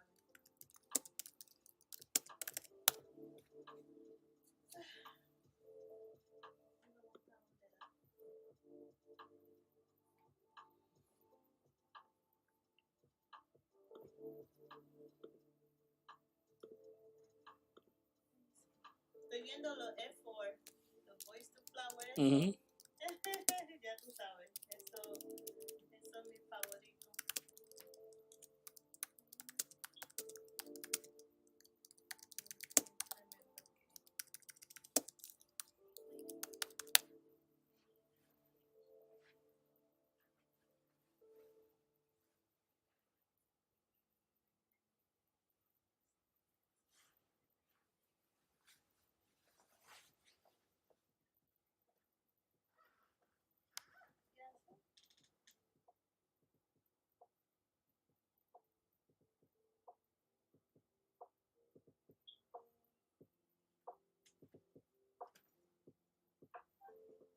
Sí, estamos llegando al final del stream, so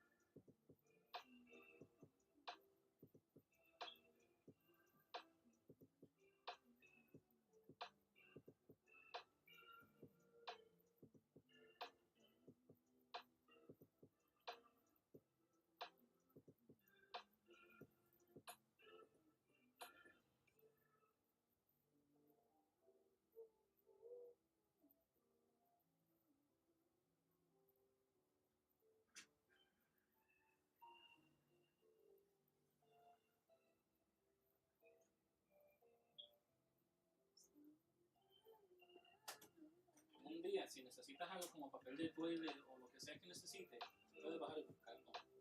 Este no pone atención a nada. Si tú vas y coges uno, también se va a notar. ¿Qué dicen por esa casa? Créeme, yo no hago nada. El televisor puede desaparecer y está como algo falta. Yo estoy cogiendo cositas porque es tuyo y porque sé que antes de que se le... Sí, pero creo que dije que puede ver que puede llevarte el televisor. Siento algo que falta, pero no sé qué es. Oh, well, anyways. Yo quiero el caldero que está en el horno. Sí. Oh, ok.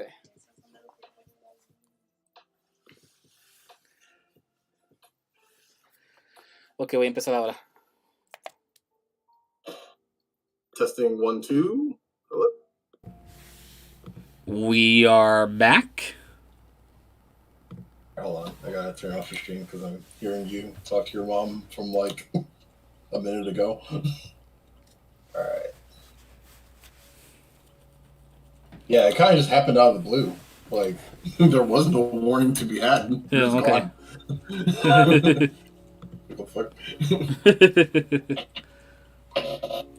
Alright, so you're talking about Arvin. Let me make sure my audio is working. Give me 2 seconds. Gotcha.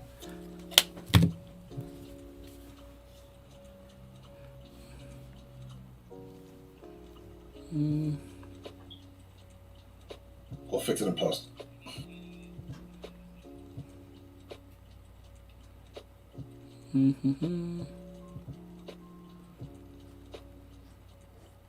I think so. All right. As we were. Okay, do you remember the exact wording of what you were saying so I can splice it perfectly? Like nothing happened? No, but I can paraphrase.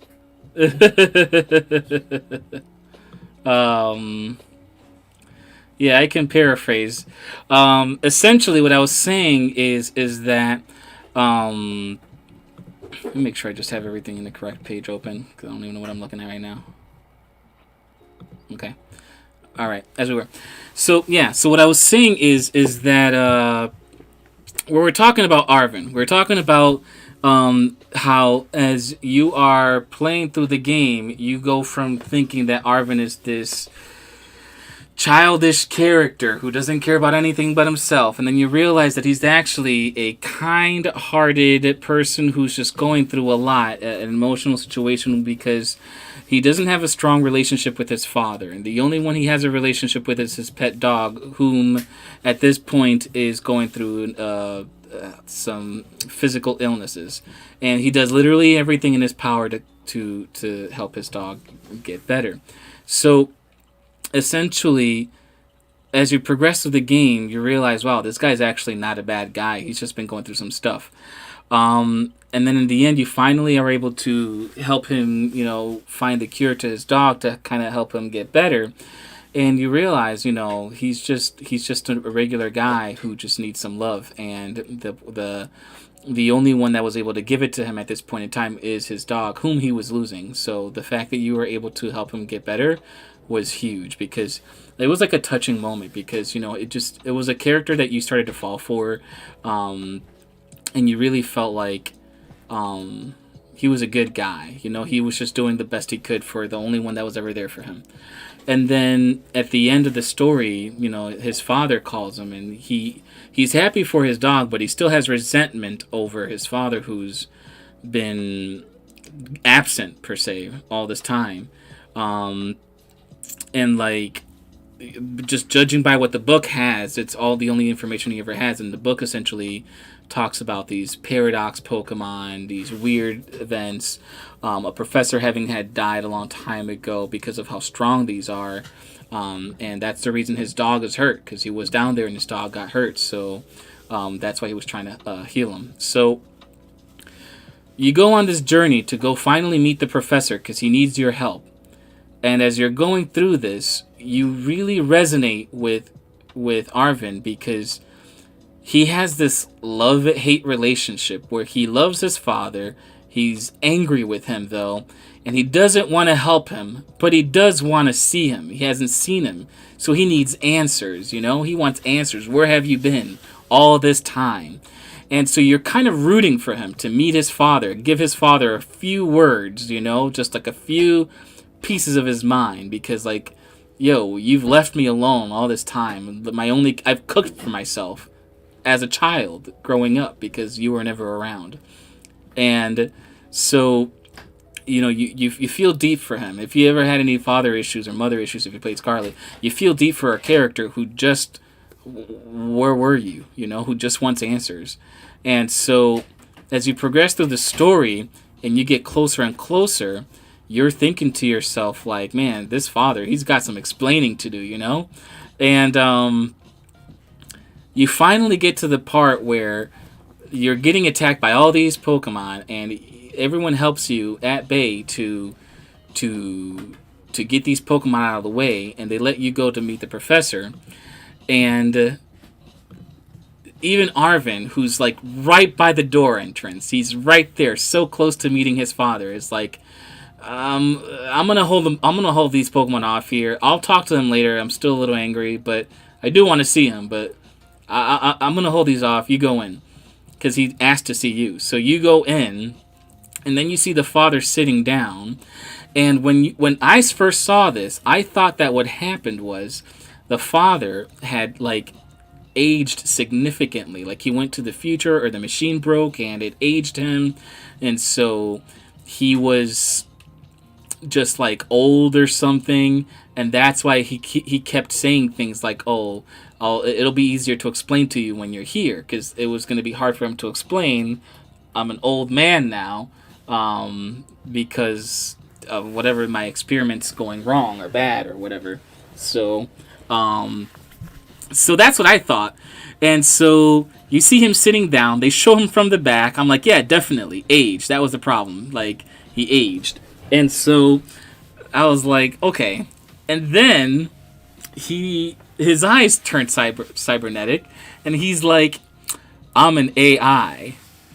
I am not his real father. His real father died a long time ago, and I am a AI representing him, made with his memories and his thoughts, and I have just been trying my best to keep things going as best as they can. And the first thing that came into my mind was, I was like, wait, dead? And then he says, the person that died in the book a long time ago was his father. His father gave his life to save other co-workers in the midst of this experiment, and the book was written with him in mind. So this whole time you're like, oh, bombshell. Not only did his father die, but that's who they were talking about back then. And then, to me, as shocking as all of this was, the most impactful thing to me was Arvin. How will Arvin feel when he finds out his father died all these years? And that's why he hasn't reached out to him. He hasn't consoled him, been a father to him, anything. No reasoning as to why, nothing. It's because his father died. And how does a machine tell a boy, your father died, I'm just a machine in his place, but I can't leave here, you know? So I just feel horrible because I know Arvin is right outside, and he thinks he's gonna meet his father soon and give him a few words, pieces of his mind. And that just hits you really deep. Already at this point, I'm thinking to myself, wow, this is much deeper than I thought a Pokemon game could ever get. Much deeper, but wow, okay. And then he explains how he is part of the system, so he can't leave. And he needs you to stop the system because it's starting to churn too many paradox Pokemons, which could throw off the balance of the world and all that stuff. And then you go down, and then this part also hits me. He tells you, listen, we're going to start the process to turn this off. But when this happens, I will turn evil. I am part of the system, so I will be overridden, and I will be here to stop you. I need you to stop me. And that's just so emotional, because yes, this is an AI, but you got to remember, it has the memories and thoughts of the original person, the father. It's programmed that way. So it's literally trying its best to portray feelings and to express to you that the original professor understands everything he did wrong, how he abandoned his child, and how much of a burden this is for his child. So he wants you, the main character, to resolve this for him. And so you go through the game, you beat the computer, and then Arvin finally shows up, and he sees his father. His father's glitching, and he's like, "What's going on?" He then takes a moment before being completely overwritten and says, I am your father's memories and thoughts. I'm sorry I couldn't be there for you, but I need you to defeat me right now. And then all of you try your best to fight him and beat him, and you finally do defeat him, breaking down his wall. And then he says that the only way to really stop him is to teleport himself into the future, because then he's not there to be one with the system and to keep protecting it. But before he goes, he takes a moment to tell every character in this story whom you've played and have had connections with this whole time, how much they have grown through this story, how much they have just character development. For Penny, the girl who used to be bullied, and how she overcame that and was able to find her friends and use them as her strength, to what's her name, whose passion was to find her treasure, and she found it with all her friends who she can battle with and become the best version of herself, to Arvin, who, no matter how difficult things in his life were, he was able to stay strong and depend on his close friends, the people around him, and his dog to make it through life, and he never became a bad person even when things were all against him. And how proud he was of each and every one of them for being whom they are and whom they've grown up to be. And to hear your father saying these things to you before he goes away forever, knowing that you already lost your father once, you finally meet him, turns out he's dead, so you lose him again, but at least you have his AI, but then his AI also leaves you again, losing him 3 times. That must have been the most heartbreaking thing, to hear your father say, I'm sorry I made you angry at me all these years, I didn't mean to leave you, I'm proud of you for whom you've become. He must have been so angry, but so happy that he finally got to understand why, but so hurt that he now is going to be for sure alone forever. Like, just the emotions Arvin must have been going through as a character, just insane. Like, the character development of Arvin from beginning to end, from this character that everyone was like, who's this jerk, to practically being the main character of the story because it all revolves around him, and how strong he's had to be this whole time to get through, like, has been the best character development I've seen in any video game in a long time. That has been huge. And it was just such an emotional moment. And I was already very teary-eyed when this happened. I was like practically crying. And then it goes to this scene where all 4 of you are walking outside on this path, like it was like the ending of Kingdom Hearts when, like, you know, Donald, Sora, and Goofy are walking down the path talking about what's next, and like he's down and out, but then they just like, hey, you still got us. I know you want to go home and be sad, but you still got us. Let's take the long way home and make our own adventure and do this together. You're not alone. Do this together. And he was a little down, but he was like, you know what? You're right. Let's do this.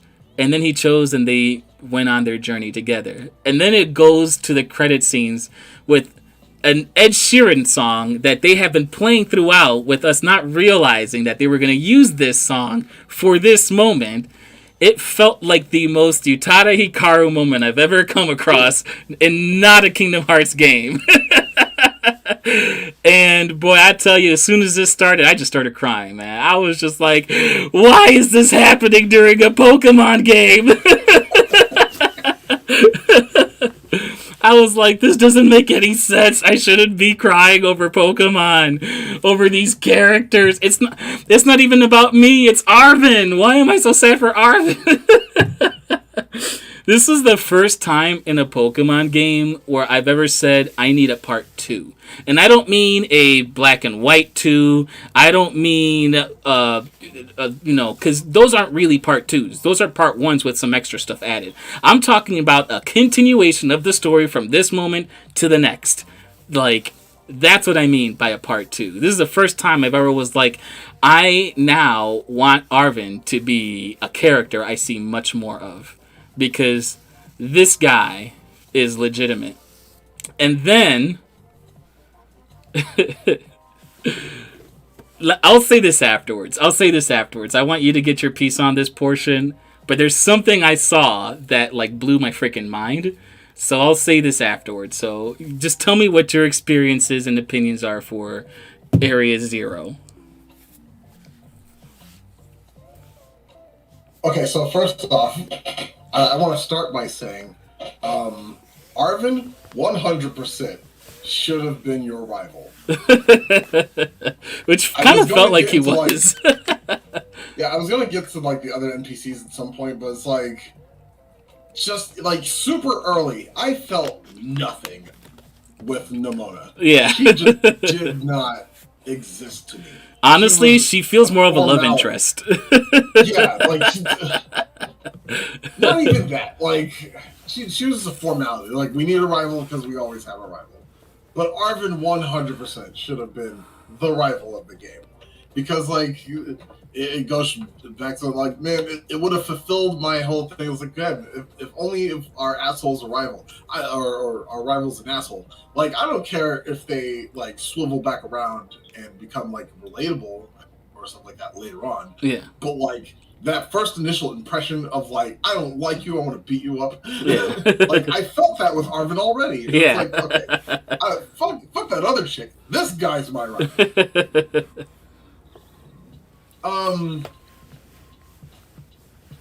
Area Zero. First, the fucking music. Toby Fox. It's amazing.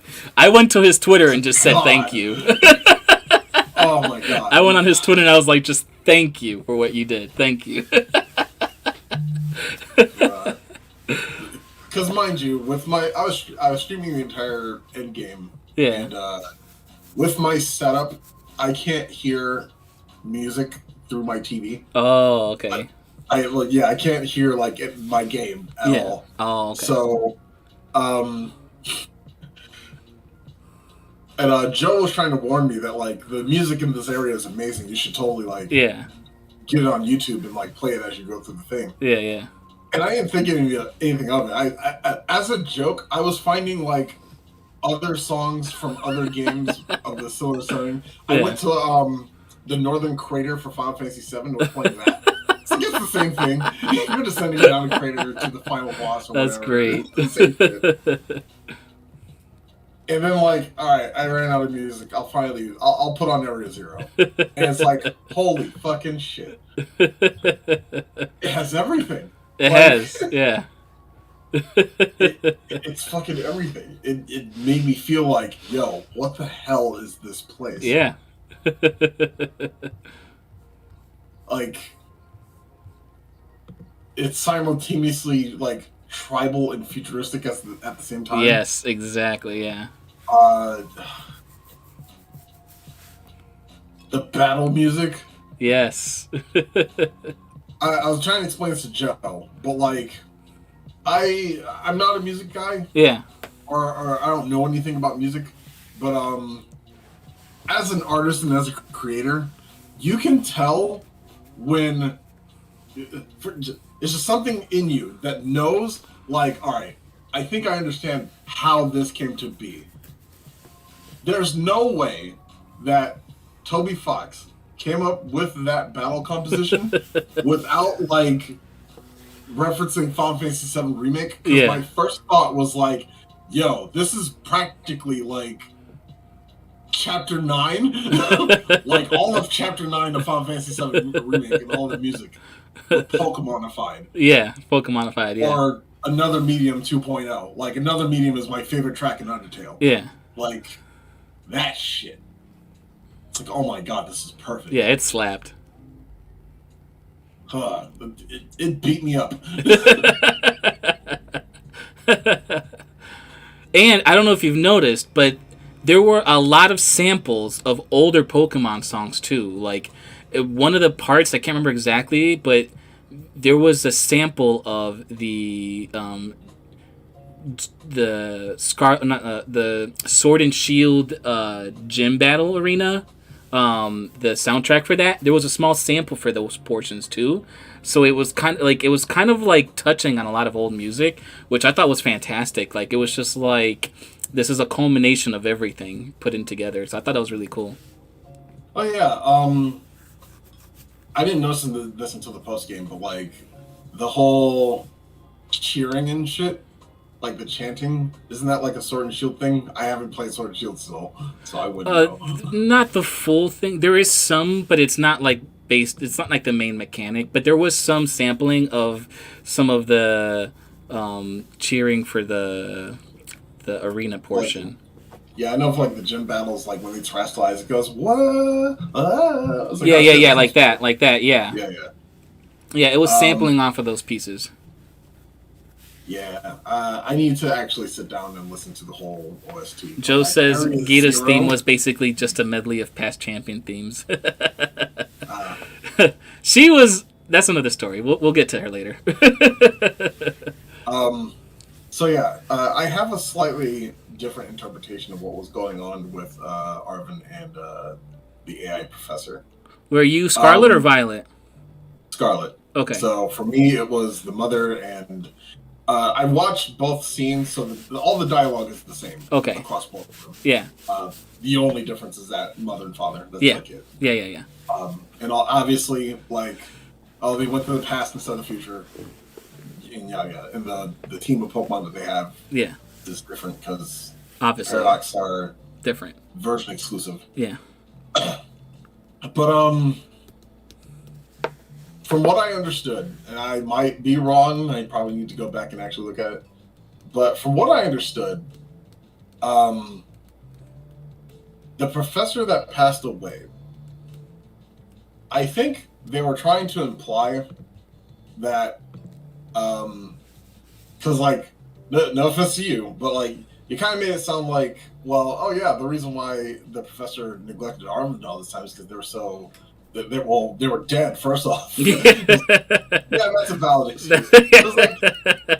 Okay, yeah, they're dead now, but I think that like there was still a time where like Arvin. It's not like Arvin didn't know their parents or didn't know his parents. Actually, we'll talk about that specific statement in a little bit, but yeah, continue. Yeah, but they were definitely like neglectful, like. They were around at some point. Yeah. But then they weren't because they got into some bullshit. But I was under the impression that like they were so obsessed with their work and bringing in past or future Pokemon into the present world that they completely like lost all sense of what's right for everyone else. And the AI was trying to stop them. Or I guess it wished to stop them, but couldn't because it was their AI. What could you do? Yeah. So, like, ultimately, the professors are the antagonists of the game. Yeah, you could say that. I wouldn't say they're evil. Yeah. But they're certainly like responsible for everything that's going on. Yeah. And I find it interesting that the AI, that moment where everyone is there and the AIs glitch out after you beat them the first time. Yeah. The first thing the AI says to Arvin directly is, "Wow, you've grown big." And like I took that as like. I don't think that's like Arvin's parents speaking through the AI. I think that's like some strange middle ground where it's like, okay, this is like if I could think of like anything that the professor would say at this point, it would probably be this. He'd probably acknowledge that, oh man, my son has grown. Yeah. So there is some level of like, yeah, I acknowledge that we neglected you. Yeah. But there's still that my research is way more important though. Like, yeah. It's like, and that's fucked up. Like it's that's very interesting that you say that because something I want to talk about for that. But yeah, continue. Yeah. So the AI is kind of just trying to stop everything, which seems more humanistic than like what they're making the professors out to be. Mhm. So I'm wondering if like the AI was always a part of the story. Like I wonder if there's like some draft of Scarlet and Violet where like you actually meet the professors, and they at one point try to do the typical like, oh yeah, I tried to like bring Pokemon from the past to the future, and everything went out of hand, and I gotta stop the machine. And then there's this big ancient evil that you gotta fight at the last minute, or blah blah blah. But then they decided, no, let's throw them a curveball. Let's make them cry. Let's fucking break them. let's let's break the players. Let's break them. And unfortunately, the heartless fucking asshole that I am, it didn't necessarily hit me as hard as most other people. Yeah. But I see. After I finished the game, I went to other streams to get people's reactions to the ending, and everyone I saw was just bawling. Yeah. And it's like, yeah, yeah. This is a lot more than most people are ready to handle, especially with a Pokemon. I really feel like the sound must have had a lot to do with it. If you weren't able to hear it, the music really played a huge factor on how you felt through these moments. So I felt like if you had played this with like some music, your first playthrough, like it would have impacted you a little bit more, because it really, like, imagine playing Kingdom Hearts without Utada Hikaru singing those last scenes, you know? Like, maybe you would have felt something, but would have it been as much as without her singing those last portions, you know? So Yeah. I do think that the soundtrack and like listening to how it's all supposed to go exactly how they meant for it played a big part on the feelings I had, because like I said, I've heard that Ed Sheeran song before multiple times, and I liked it, just I didn't pay too much attention to it because I didn't think it was relevant. But then when I saw when the game ended the way it did and they played that song right after, it snapped in me. Like it was like an instant recognition, almost like they were going for that, almost like they were like, what's a good formula to make a player really emotional at the end of a game? Oh, I know. Kingdom Hearts 3 ending. That fucking hit everyone really hard. Let's do that. It worked for 1, it worked for 2, it worked for 3. Let's try that on ours. And honestly, I really feel like it and the fact that it really felt like Final Fantasy in that area, like you said, they must be a Square Enix fan, and that easily could have been something they looked at. They easily could have been like, that's a good point of emphasis on how to make people emotional in a game. That's what we're aiming for. Let's try a similar formula. And I feel like that's what they did, and that's why it worked for a lot of us. Of course, like I said, if you weren't able to listen to it, then that could have impacted that. But now that makes me a little sad. I feel like you were robbed out of those emotions, which were so good. I'm not a very emotionally in tune person to begin with. Yeah, but like, yeah, that is also true. yeah.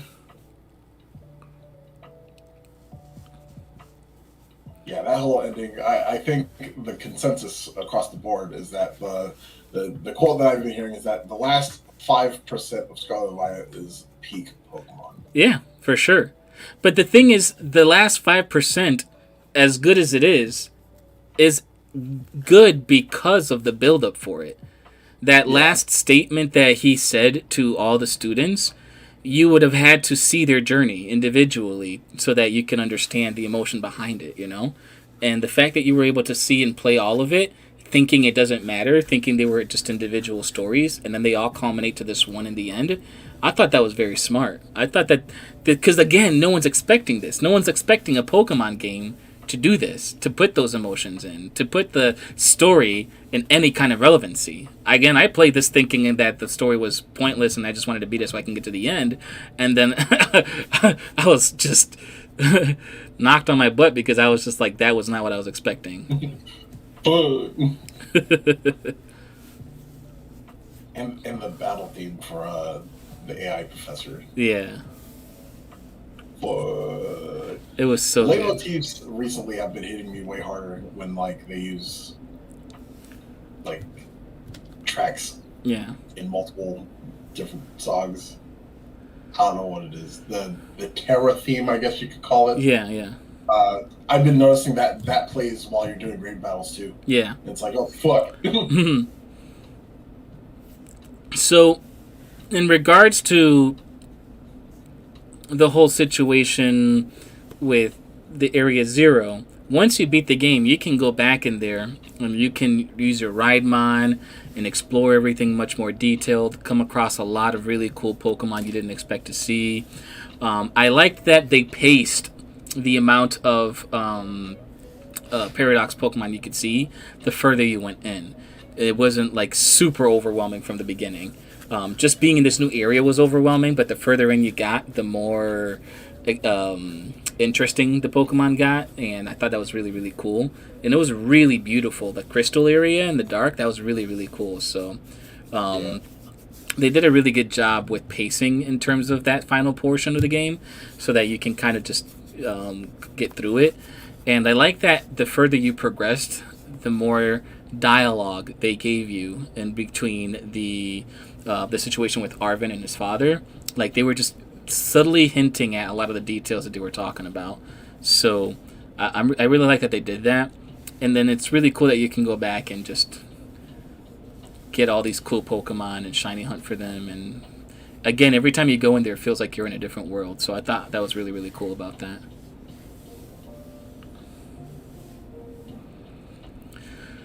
Now,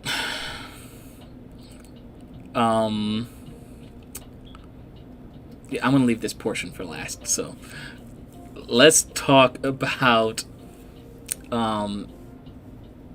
post game.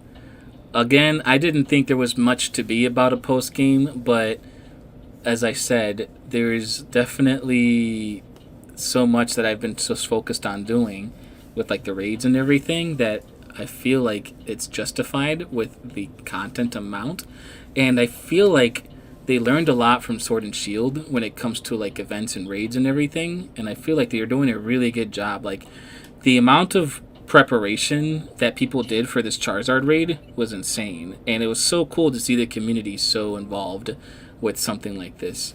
So I think that was actually really, really cool. And I hope they keep doing things like that for now. Because it really gets the players focused. And like, the cool thing is, I'm sure they're going to continue to do it for different Pokemon. And what it's doing without people realizing, it's giving people the ability to create really strong Pokemon and really strong counter Pokemon. So that before you even realize it, now you have a team of Pokemon that you've specifically made to counter anything you would come across. And that in its own way is helping you be a competitive Pokemon battler. You're not just playing the story, but you, without realizing it, are becoming a very competitive battler. So you can play online competitively and not feel totally lost because you spent so much time preparing and practicing and battling Charizards a billion different ways. Next time it'll be a freaking water type or something, and you got to prepare for something against that, things of that nature. So by the time that, a year from now, you're going to have so many battle-ready Pokemon that you made yourself, and it made it so much easier to make battle-ready Pokemon in this game so that you can really join the competitive scene. So that's really cool that they made that subconsciously a focus in the game going forward. And I do enjoy that, like, terrestrializing is like just a universal mechanic that anyone can use with any Pokemon. And I really hope that they don't do like super special extra Terra Pokemon for like this one specific Pokemon gets triple stabbed and it's like, no. It's fine as it is. Yeah. It might be underwhelming compared to something like Mega Evolution or Z moves, shit like that, but like this is fine. Yeah. For what it is. Yeah. That would be pretty cool, but again, yeah, it's not needed. Maybe you can find an item like terrestrializations for a specific kind. So let's say it's like a flame Terra orb, and you have a water terrestrializing Pokemon, but as long as it's holding that orb, when it terrestrializes, it's both water and fire. So maybe something like that, but it removes your ability to have a item itself because you have that orb, and yeah, maybe something along those lines. I don't think they're going to do that because I feel like that's a huge item that they would have put in the beginning, but if they were to do something, I'm assuming something like that would be it. But I just remembered a minor nitpick I have. What's up? About Area Zero. What's up? I'm slightly annoyed that the final fight wasn't like a mock raid battle with you and your 3 friends. It seemed like the perfect setup. Yeah. Because you're in the heart of like terrestrialization, and like there's 4 of you, there's one asshole, like do it. I get it. It was the shining moment for, your Miraidon or Koraidon, but I understand exactly what you're saying. I get it. Yeah. I do. Did you have any other pieces that you wanted to talk about? Fuck King Gambit, by the way. Just remembered that shit. Okay, so mind you, I'm trying to fill the decks. Yeah. I'm not like using Pokemon. I'm not trying to learn like how their abilities work. I'm just trying to get Pokemon for the sake of getting them. This motherfucker, I swear to God, I feel like, and I've said this on stream, this guy has the dumbest evolution ever conceived, and whoever fucking greenlit this shit needs to be in the bottomless pits of hell. The bottom. I want them under the bedrock, beneath the lava pits, so they don't even get to enjoy being burned to death for the rest of their lives. They're just buried under the lava pits. It took me about an hour and a half to evolve my Bisharp. Yeah, I think about the same for me too. It makes no sense because Bisharps only spawn in one particular area. There are Pawniards that spawn in many different areas, but they don't come with Bisharps. So like, you'd think that for a Pokemon with this very specific evolution condition, that it would either like require the item that like if you look it up, the reason why it works the way it does is that the Bisharps that you're fighting are holding a thing. Yeah. And like, you'd think that like you would need that or something. Like, okay, you can just steal it and then give it to your Bisharp and it'll evolve. Like, no, you just have to knock them out. All right, so that's not significant. You can't knock them out with the Let's Go feature. You have to actually battle them, which I only found out after the 4th one that I defeated, and it didn't evolve. And then they just would not spawn. Like, there would be Bisharps by themselves, sure. There would be Pawniards by themselves, sure. But specifically, a Bisharp with a group of Pawniards just wouldn't happen for like an hour and a half. And I'm like, what the fuck? If we had like regular random encounters, this would have been happened by now. If it was just like, just defeat 3 Bisharps. You want to know the funniest part of it all? You want to know the funniest part of it all? I don't know if I do, but go ahead. They're so abundant in 5-star, 6-star raids. the King Gambits, you don't even need to do that whole process. You could just find a wild one in a raid, beat it really quickly because they're so easy, and then boom, you got yourself one. I know, but like I was already like, you know that mode when you get into when you're yeah. I did the same thing, and then I saw that I found a wild one. I beat it, and like not only was it just easier, but it had significantly better stats since it was like a 6-star raid. Higher levels, it was a 6-star raid. It had the correct abilities. I was just like, bro, what? Yeah. Like, it's cool that there are other, better, easier ways to get it. But why the fuck is it even like this to begin with? Like, Oh, why? I mean, I like that there are unique forms of evolutions. Like, I always wanted that to be something that Pokemon would have certain unique abilities for evolution, which is one reason I'm actually a really big fan of the Tandemaus and the evolution for freaking what's his name Dunsparce. Now I hate the Dunsparce evolution because it's literally just an addition of its body, but regardless, the fact that you can add more to it, I thought was really really cool. So I'm hoping that they kind of do some more like that because I like that you can have like because again that's a rarity thing. I saw someone on Twitter who has like a shiny 3-body freaking Dunsparce or the Dunsparce, whatever the hell its name is.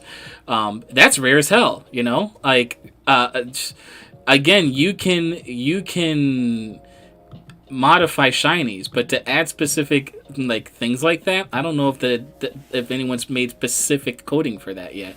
So at least as of right now, that's really rare. And if you find one of those with like the giant mark or the small mark, bruh, yeah. You have a 1 in like 200,000 chance of like having that. That's ridiculous, absolutely ridiculous.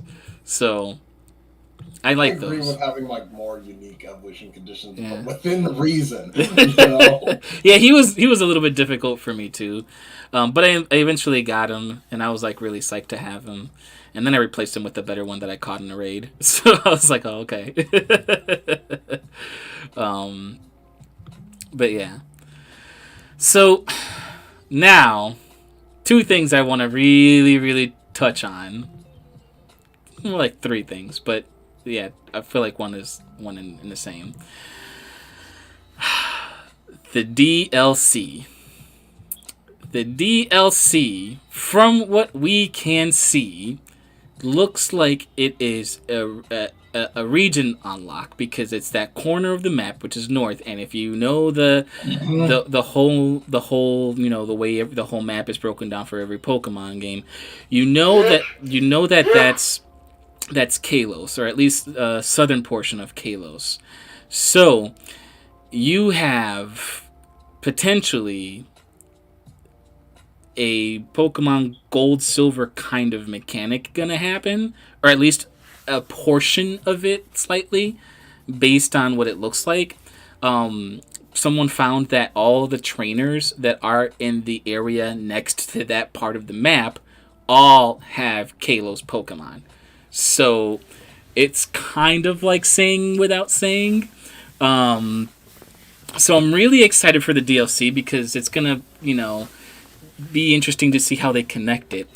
Something that I found really interesting is that back in the day when this region came out, there was a lot of lore about, or discussion about the lores and how they felt like it was unfinished and how like they felt like there would be a connection between this game and a different game because it felt like they would be like at war or something. And the lore does talk about a giant war. So to me, I just never paid it much mind because, you know, it's whatever. But this game finally came out, and it looks like the DLC is going to connect the two. And I thought that was really cool, and I'm really excited for that. But then, someone made an interesting, very interesting observation. If you remember, in Kalos, there was a character who was 3,000 years old, whose name was AZ, or Az, however you call it, who was a huge fan of his Flabébé. And the giant area where time travel is a possibility is in a giant crater known as Area Zero. AZ. And what do you find everywhere in Area Zero? Flabébés. Not Florges. Everything else is fully evolved except for Flabébés. They're just Flabébés everywhere. So that was like, wow, that's a really good connection you put there. Wow. okay. But then it got me thinking about something else, which is Arven. Arven, now that I think about it, looks a lot like AZ, just a young version of him. And then I was like, yeah, but that doesn't make sense because, Arven's from this timeline and whatever. But then I was like, wait. If you remember the video of when he says he died, I think it was 150 years ago. The father, or the mother, depending on which version, they died a long time ago. I don't think I'm crazy, right? They said that they died a long time ago.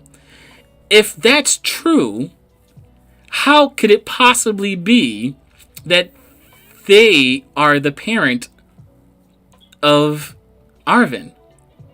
Arven would then himself have to be 130 years old or something similar to that. But he's still a kid. And I don't remember Arven saying he ever saw his parents. I remember him saying that he had to cook for himself as a child because his parents were never around. That to me says that he never saw him. Maybe he knew who his father was because his father was a scientist, but he never actually met his father. Maybe Arven himself came from the past or future, put into this timeline, and has been raising himself here since then. Maybe Arven himself can be an iteration, some way, shape, or form, as himself. As could have been from the past, from the future, from some timeline. And that could be how those characters connect. Which would explain why they spent so much time connecting Arven to the player. Why Arven, this side character, is more of a main character in this story than anyone else. And Arven's first name, again, starts with an A. I don't know his last name, but I can put dollars to a penny that it's probably going to start with a Z. So, again, if this is all true, this is some crazy elaborate story that they're putting together right now for this DLC. I don't know what's going to happen, but I'm so excited to see what they do here. Now, I don't know about all that.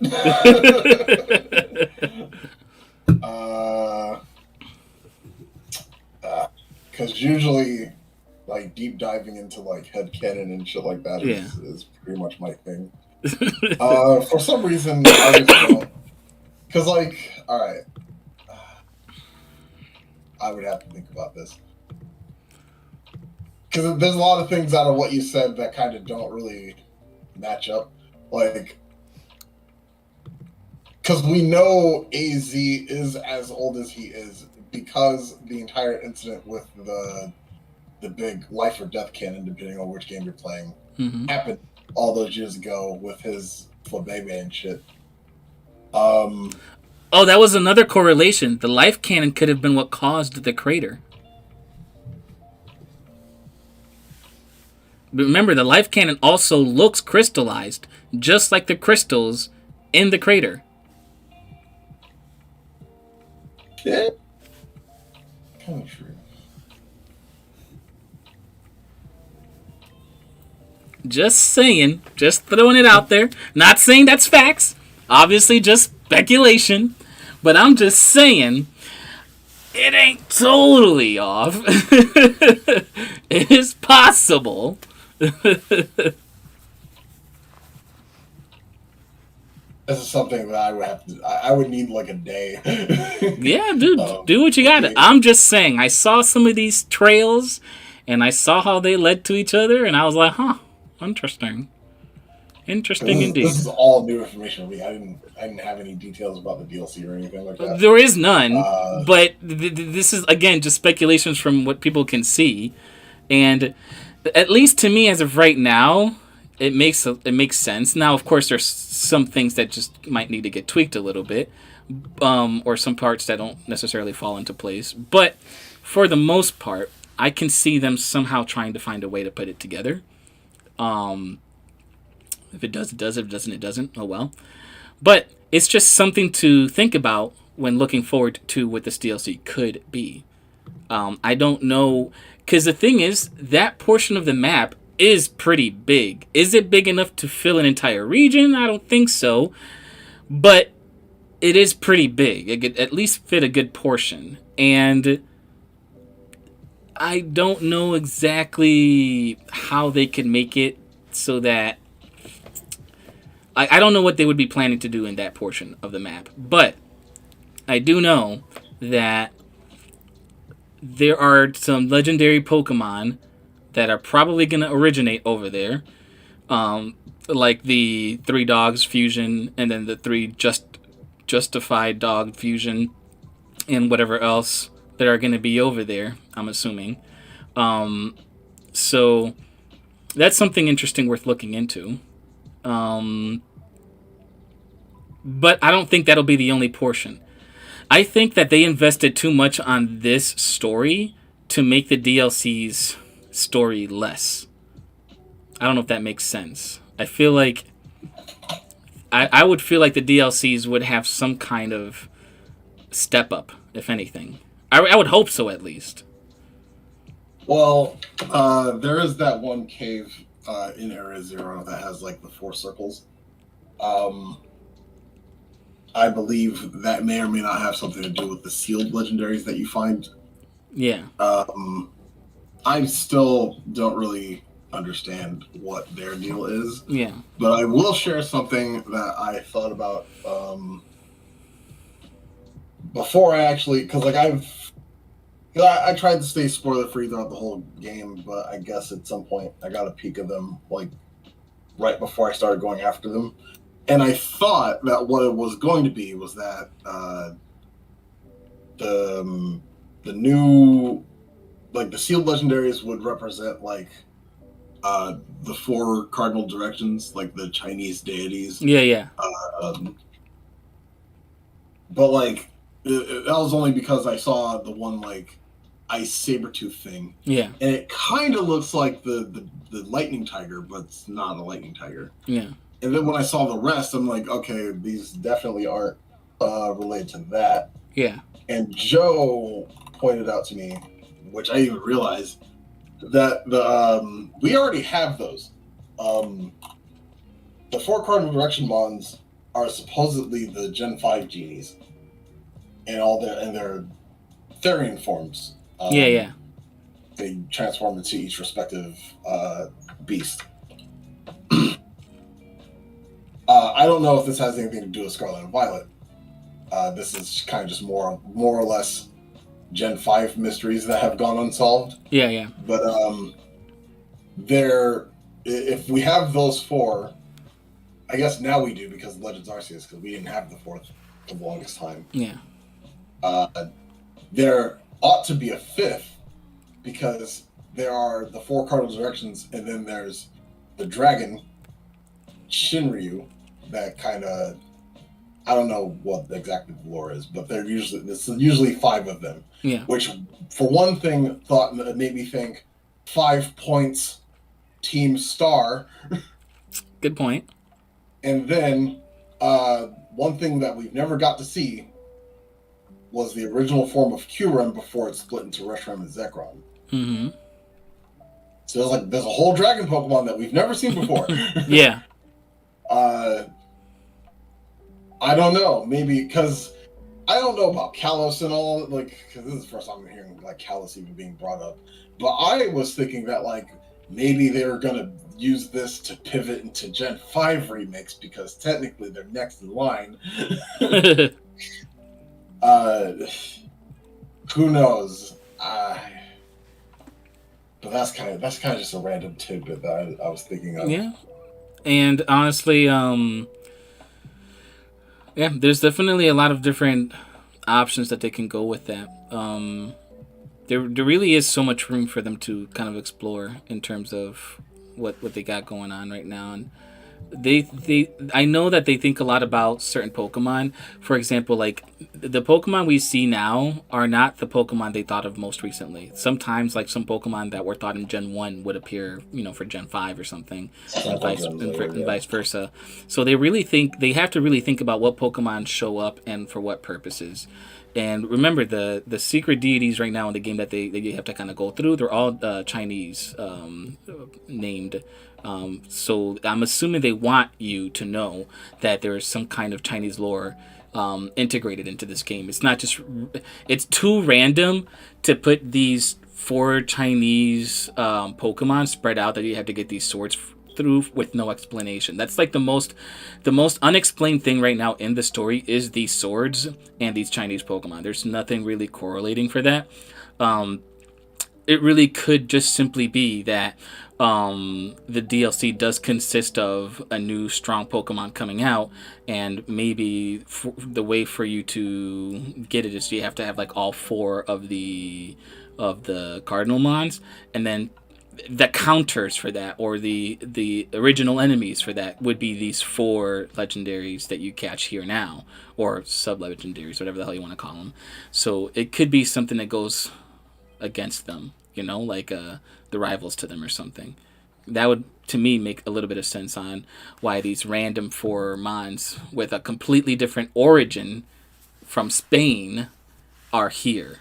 There's no explanation to the sword stakes planted around the region. It's just they're randomly there. There's these random gates spread around, and you have to unlock them by collecting these, and these random Pokemon show up. There really is no correlation for what they're doing here. So for me, this has to some way correlate to a DLC that explains this more. Because they thought too much about detail. They thought too much about story for this game to not explain that, to just have that be some random thing. Maybe right now it's not something they elaborate on, but I'm assuming in the future it'll be something that they talk about. Yeah. Damn, there was something else too. Fuck.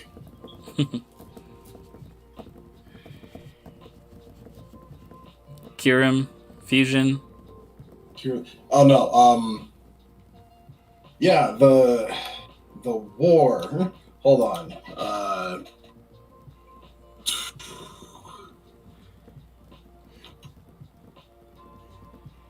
Yeah, Joe says. Remember how long ago Sorry. the war they mentioned in X and Y was? No, I don't. It's been a while since I played X and Y. But yeah, Joe mentions that the Ruined Quartet's lore is found through the history teacher's social links. So yeah, you can find more information on there. Still, would you consider that to be enough to explain why they're here? Like Hell no. Or to explain how this Chinese lore is associated with a Spain origin, I feel like we just need a little bit more of elaboration on that.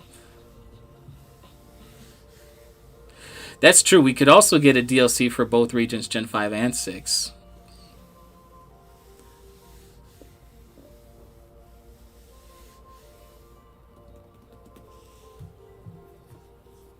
When did this war happen? Because I find it interesting that like Scarlet and Violet delves back into, I guess Scarlet, ancient Pokemon. Yeah. Like we've done this multiple times. So like it kind of just right off the bat, you'd think would connect to like Ruby and Sapphire / Omega Ruby Alpha Sapphire with the primal forms. That whole game was about ancient Pokemon, ancient prehistoric Pokemon.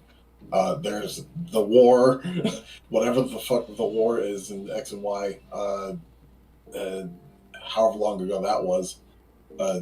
Lieutenant Surge mentions that he fought in the war. I don't know if it was that war or some other war. I googled it real quick. It says the Kalos Galar War. So it was a Kalos and Galar region. That's not here. Galar is Wish.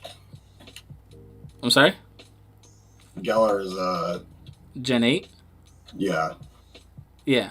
It says the Kalos Galar War was a war that took place around 3,000 years before the main series games took place. The war began as a result of disagreements between the two regions after the empire that was based on the Seleucid city of Impome collapsed.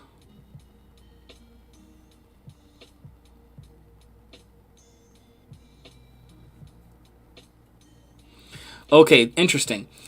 Kalos is based on the northern half of the metropolitan France. But the portion of the map we see is the southern half of France. So this may be a new region or an expanded region added to Kalos, because we haven't had much on this. We haven't touched that portion. The Kalos was not in all of France, it was just the northern half. So this might be like kind of Gen 10 slash Gen 5 slash Gen 9. Gen 9.5 is kind of typically how it goes. Yeah.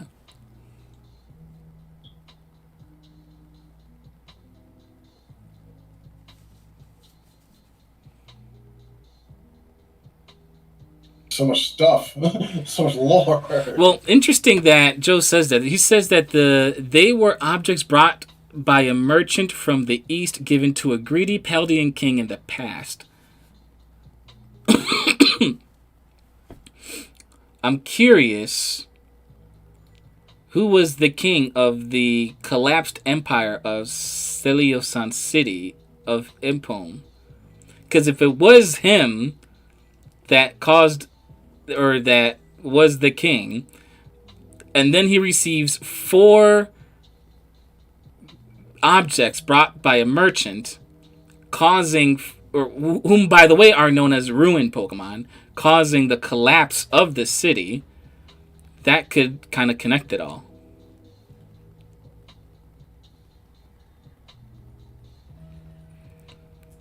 Because these are known as the 4 ruined Pokemon, right? Yeah. What did they ruin?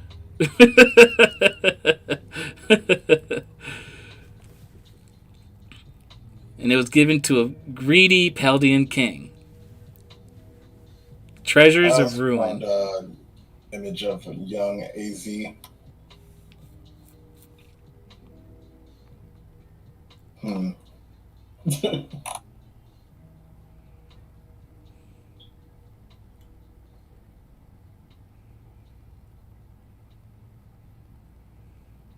Derail what you were saying, but like, yeah, there's too much in the lore to connect it all.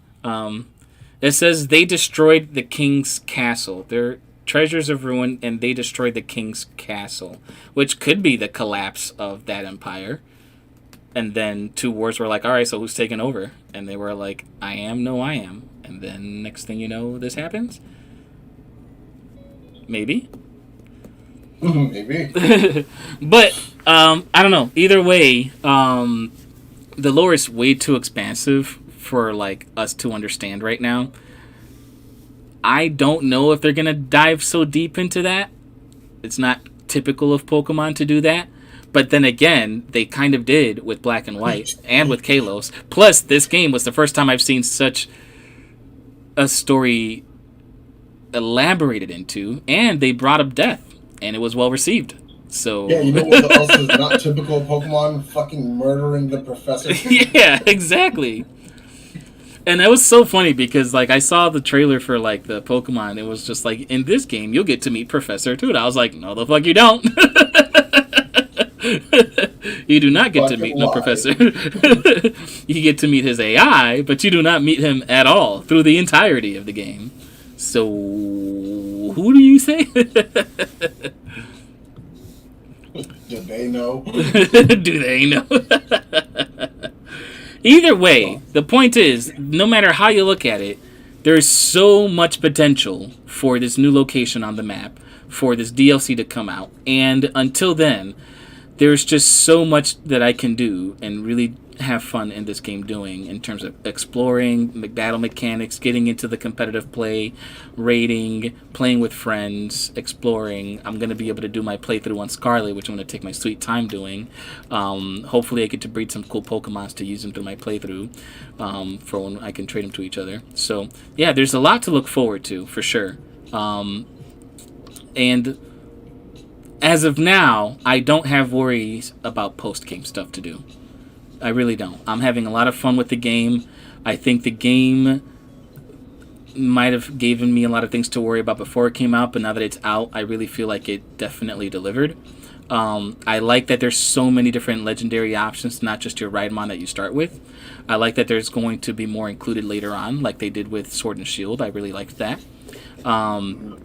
I think that the direction for what they did here was the right direction. Was it perfect? Maybe not. But I think they definitely went the right direction. And I feel like I could say this. I could say Gen 3 will have my favorite legendaries of any Pokemon game. I would even say they have my favorite Pokemon collection, like the generation itself. In terms of a story, I would say this one's my favorite. In terms of exploration, I could say this one's my favorite. And yeah, I feel like they both did really good in their own things. But I can definitely say this is at least top 2 or 3 for me for a Pokemon game. So, and I don't feel bad about saying that. Yes, it has its problems, but I still can feel confident about saying that. So, considering this to be a quote-unquote review, yeah, my review is that this game far exceeded my expectations, and it delivered in what I needed it to deliver on, and I love the game. I think it's fantastic. I understand the problems. I understand people's gripes and complaints, but I think I speak for most players who are afraid to say it.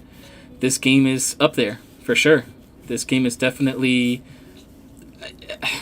top 3 to me. So that's my review.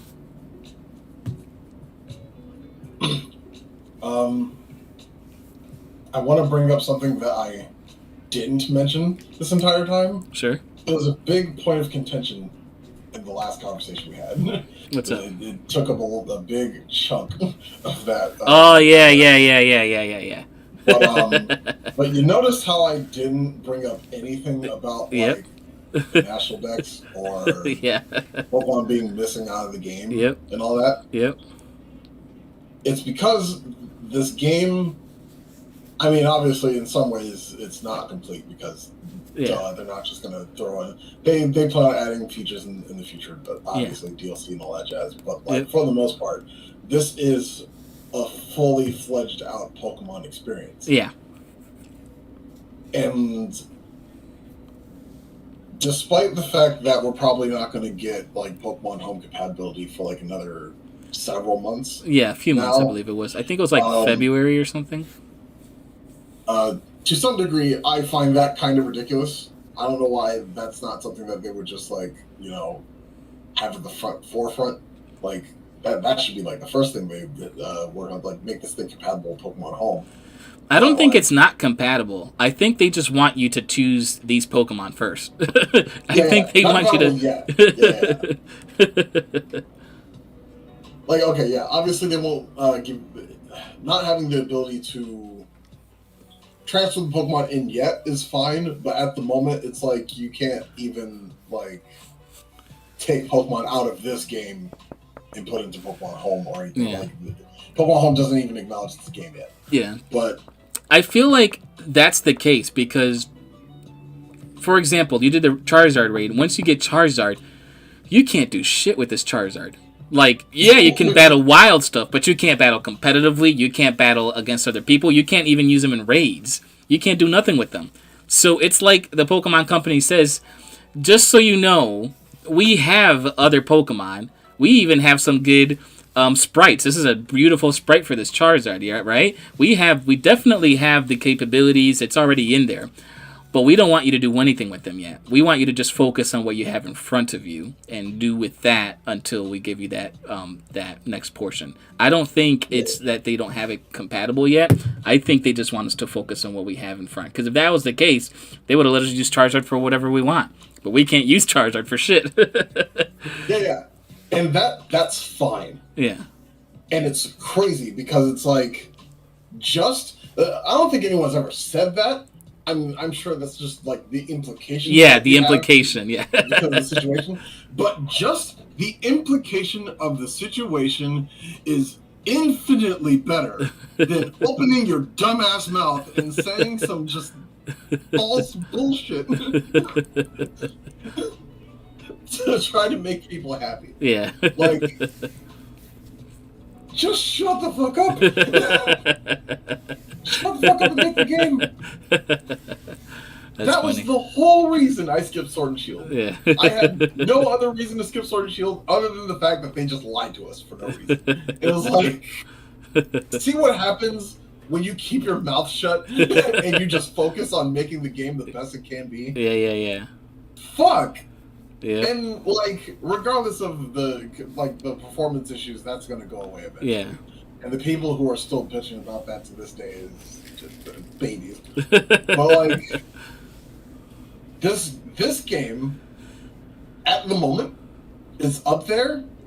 Like, I don't know if I could put it in my heart to put it above Heart Gold Soul Silver, but it sure as hell has the DNA of the greatest Pokemon game that could be. Yeah, I understand that completely. It almost feels weird to even consider anything that comes out now to compete with those games, you know? I get it. Yeah, it's like, it's only a matter of time until this becomes the best Pokemon game. Yeah, and it's just hard. It's just like, should I love it more or should I love it less? You know? I completely get it. I do. But yeah, I just feel like I really truly enjoyed the concept of exploration in this game. I really did. There's a lot of really good things about it. I know some people, like a lot of streamers, they have replayed this game like at least 6 times. Like, I have never seen that. There are speed runs. Have you been watching the speed runs? No, I haven't. I know some people have done it really quickly. But yeah, like, to me, Pokemon speed runs have never been more interesting to watch. Excuse me. But yeah, the amount of replayability that this game has just on that aspect alone is insane. So that to me is really, really cool.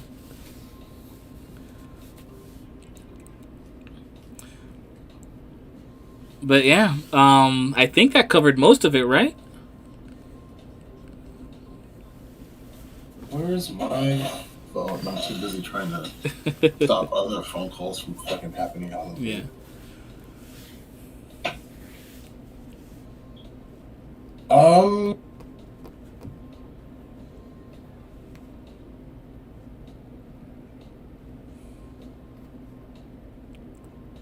I know I forgot something. I'm probably not going to remember until after this is over. But,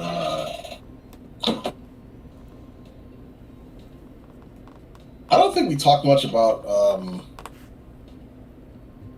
like, specific characters. Yeah. We didn't talk about the gym leaders or... We mainly... Oh, yeah, that's right. Larry. Larry for that matter.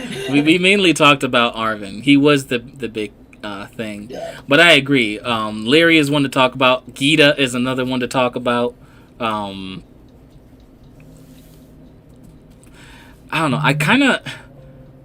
I don't know how to feel about Larry. Like, Larry is the most average dude. But exactly. but there were moments where he kind of made it seem like, all right, well, I'm not the average anymore. I'm about to do my thing. And then he was just like, no, I'm average. No matter how you look at it, I like to be average. I don't like to be bothered. I don't like to be poked around with. I got a job to do. That's all this is. I even love the way they animated his hair. His hair is, I'm a professional who's stressed out from all this average work I'm doing. So there's like random gray strays in his hair. Yeah. It was fantastic. But he's also good at his job. Yeah, that's his job. He wears a suit. He carries a suitcase. Whatever it is that he's got to do on Tuesdays, he does on Tuesdays. That's what Larry is. Eating your ass is strictly business. Yeah, it's strictly business. Oh man, I love how they made him an Elite Four member as well. Like they're trying to promotion. Yeah, like it's like they're trying to say if Larry really wanted to, he really could run the show. He obviously can do multiple typings, but he's just likes to be normal.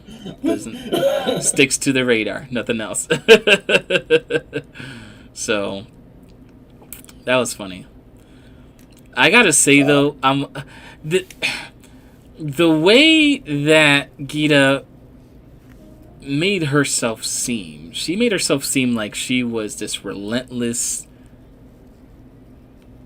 trainer. And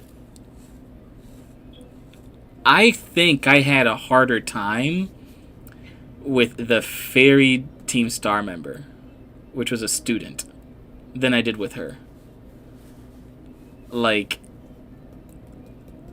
Arvin to me was the hardest battle, followed by that Team Star whatever girl. Gita, I don't think Gita was in the top 5 of difficulty. I thought she would have been much more difficult, even after the replay. Like, all the stuff she was saying, like, she can't control her savageness of how she destroys anyone that challenges her or whatever. Like, I was like, oh, she about to be the real deal. And she was, in fact, not the real deal. So she was a little bit of a letdown. The good thing is that at no point in time did she make herself seem unbeatable. She wasn't like Leon, who's like, I've never lost before, you know? She definitely was like, I happen to be the chairman of the school and the chairman of the Elite Four. That does not mean I've never lost. It does not mean I'm fantastic. It just means I'm better than everyone here. Ooh, I have a strange complaint. So, okay. So,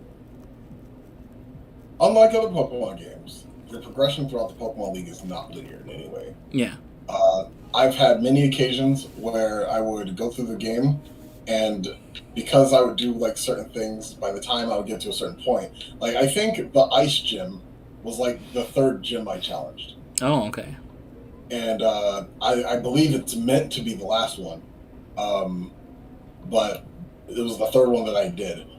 So by the time I got to doing, I think the Ghost Gym leader lady, the rep, I was hella overleveled. I was hella overleveled for like every other like human trainer. Oh, you mean Missy Elliott? Okay. Yeah. Yeah, and Moist Critical Sledge. So I felt hella overpowered, which is nice to a degree because, like, you earn it at this point. It's not like you cheated or anything. It's like I beat the strongest people, and I became among the strongest people. Yeah. But the game also kind of makes you feel like you're a god in the lore because, like, you beat Larry. Larry gets a promotion to the Elite Four, and then you beat Larry again. Starting with Nimona, because Nimona is supposedly champion rank, and it's like, what? Like, you just smack her around like you do any other rival, like in any other game, and she's a champion? Like, I don't care if her Pokemon's weak, she should be, like, beating my ass, even with just this level 5. I still feel that she held back. I still feel that she held. If she was a champion before, that means she had a whole different team she was a champion with, and she has not shown you anything from them. I still And feel at like no point, she could be like, okay, good job. You beat my current champion level team, but you didn't beat the OGs. You didn't beat the ones that I got here with in the first place, who by now are twice as leveled as anything else I have. So let me show you really how it's done. That's what I was kind of hoping she brought out the second time. I was hoping she put those ones away and she was like, all right, enough with the toys. Let me show you the real swords. So that was kind of what I was thinking. yeah, that kind of just never happened though. Like Yeah. that feeling never went away even after the final battle. And it's like this is my rival. Like, this is the champion rank. Like what the fuck?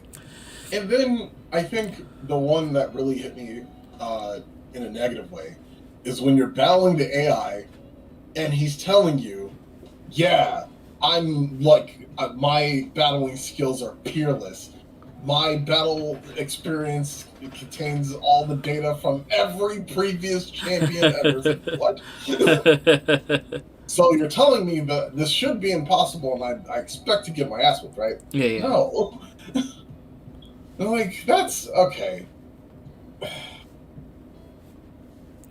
To be fair, even if that's the case, I don't think he would have had the capabilities to train his Pokemon because he was locked in his lab. So whatever team he had to train in that lab by itself.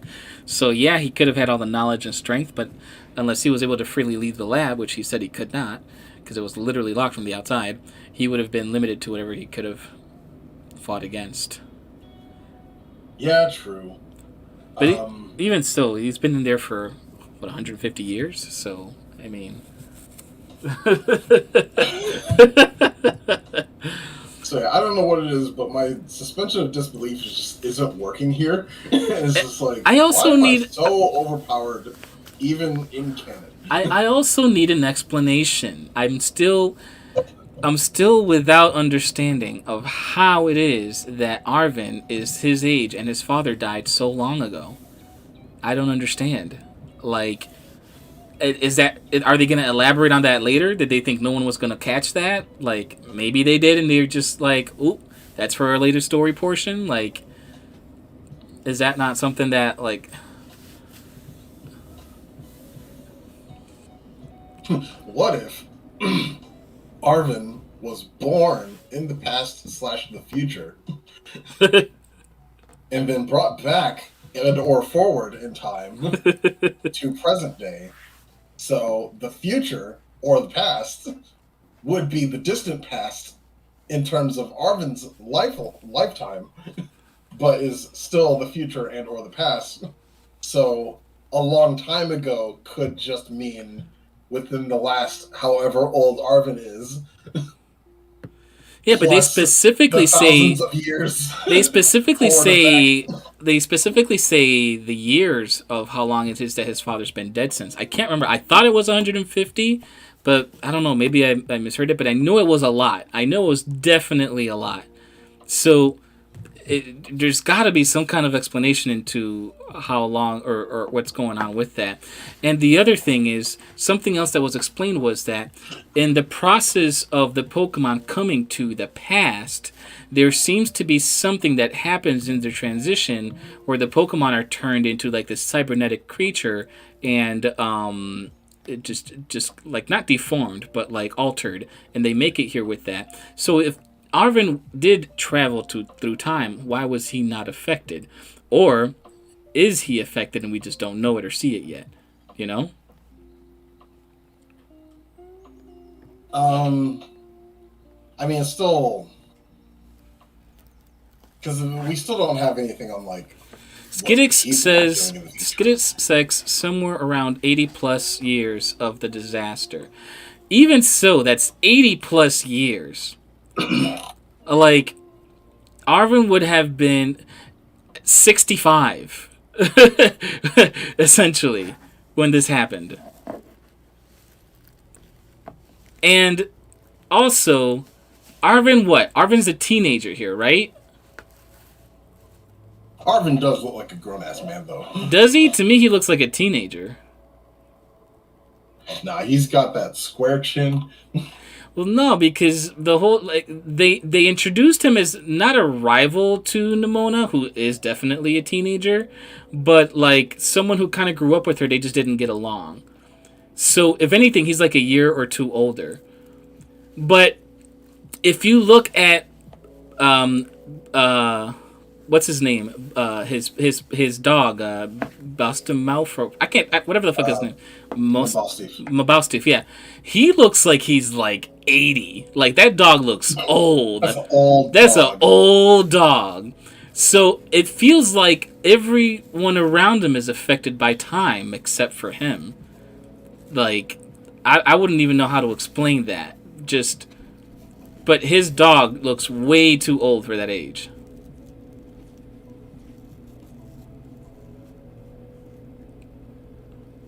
I don't know. I just don't know. Joe says, I could have sworn the game says that organics can't travel through time, which is why the paradox pokes have been transferred through Pokeball. But if that's the case, how did the professor die 80 plus years ago and Arvin is only a teenager? They were attacked by the paradox Pokemon that came through, and I guess another thing that I kind of missed that they died trying to protect the ride Pokemon that you end up with. Yeah. They died trying to protect the right Pokemon you end up with. Yes, but again, this happened 80 plus years ago. So Arvin's been waiting for his father 80 plus years ago?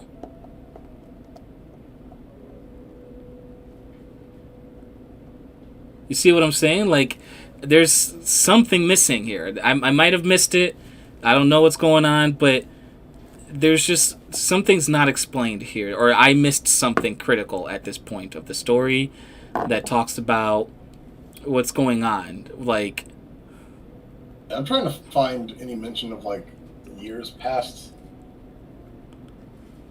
and the wiki's not giving me shit. You might have to look at like someone who's like playing the game and beat it, and then just kind of get to that portion of the story when they mention that. That has to be like after the last time you battle Arvin, right? At least.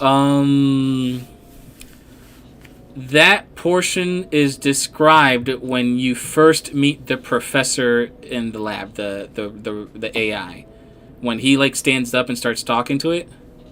Mm-hmm. That's where he mentions it. That's where he says, "Oh, the professor died at this time. This was 80 years, or I thought it was 150, but maybe it is 80. I don't know. Plus years ago."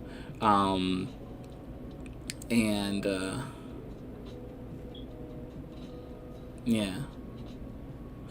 Also, maybe it's a different year per game, because I'm very confident it was 150 in Violet, but everyone else I know that's talking about it played Scarlet and they say 80.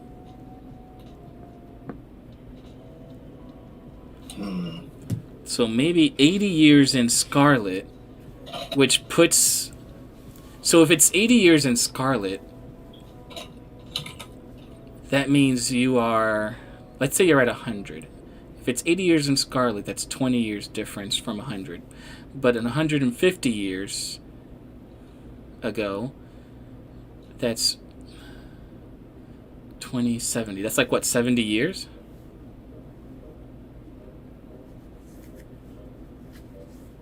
Yeah, still too long. Yeah. Whatever the actual number is, it's too much. Because I have Violet and it said something 80. Yeah, I can't remember, but I'm pretty sure, no matter how you look at it, there is a long time from when the professor died to now, which does not explain Arvin's age.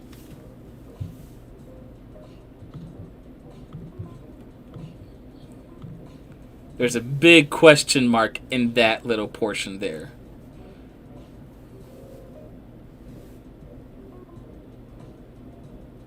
Official intelligence press created. Short robot. away during the incident to destroy Research Station 4. One not to be blamed. Official failed to accurately judge. Yada yada yada. Yeah, I don't think the professor mentions a year, but they said the incident that destroyed Research Station 4. So, But that's when the that professor died. So, yeah, when did that happen? That's my question. It was 80 plus years ago. And that's why the wreckage looks so old.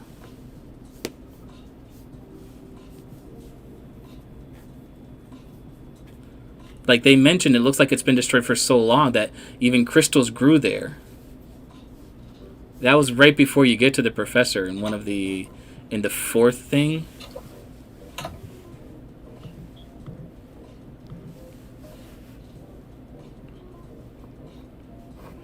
I'm gonna have to look it up too. I'm curious about this. I'm looking it up.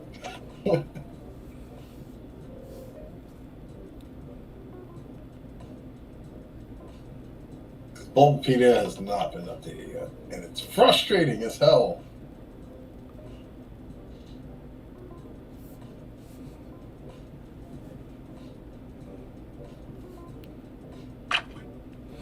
All right, I'm gonna skip through the video to get to the certain portions.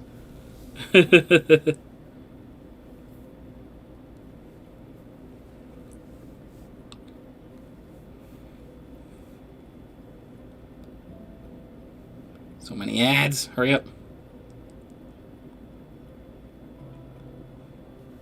All right, skip. And this will all be edited in post.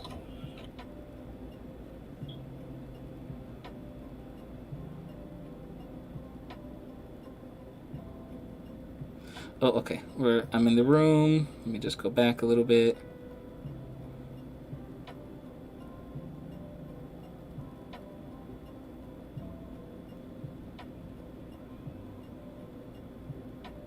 Okay, here we go. Let me just read this real quick.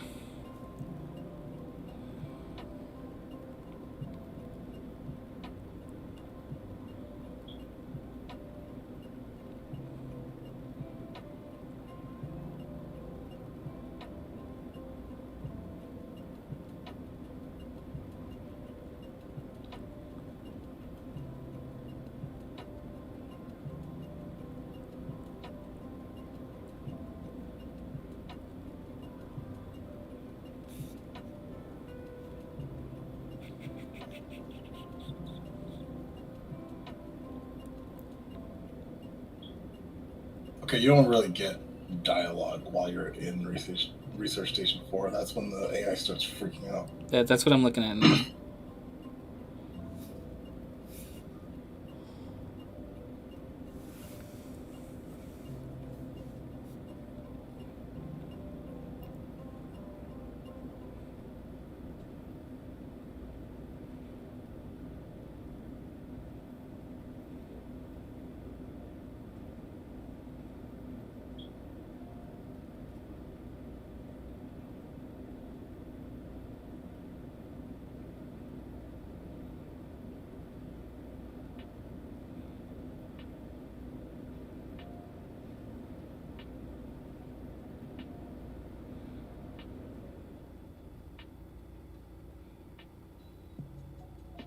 Yeah, I don't think we ever get years. We should. I'm trying to see.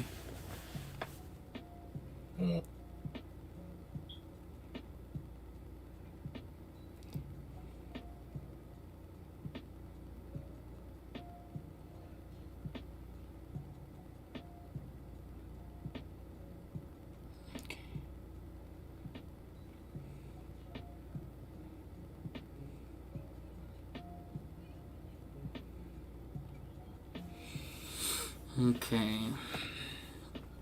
Let's see.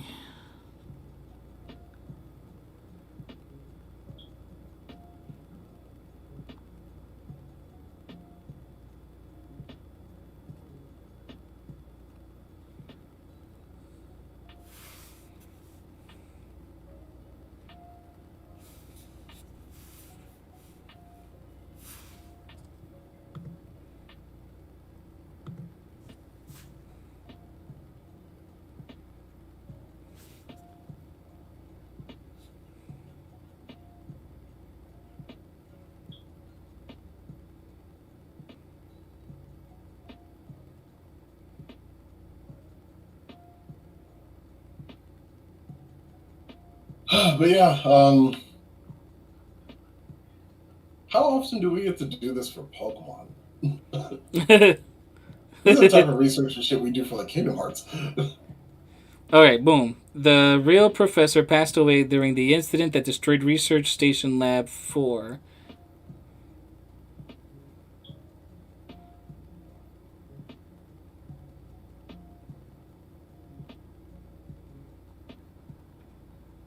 Yeah.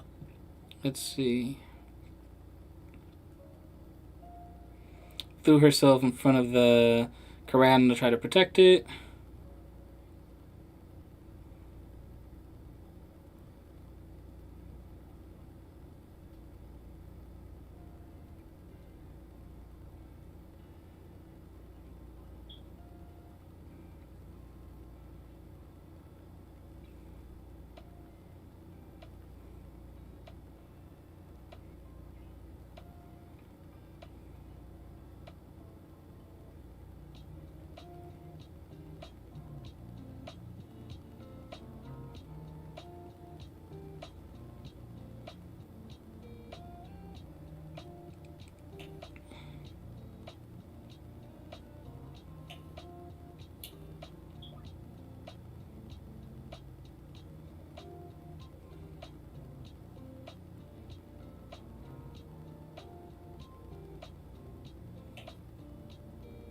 Yeah, before the game's beginning.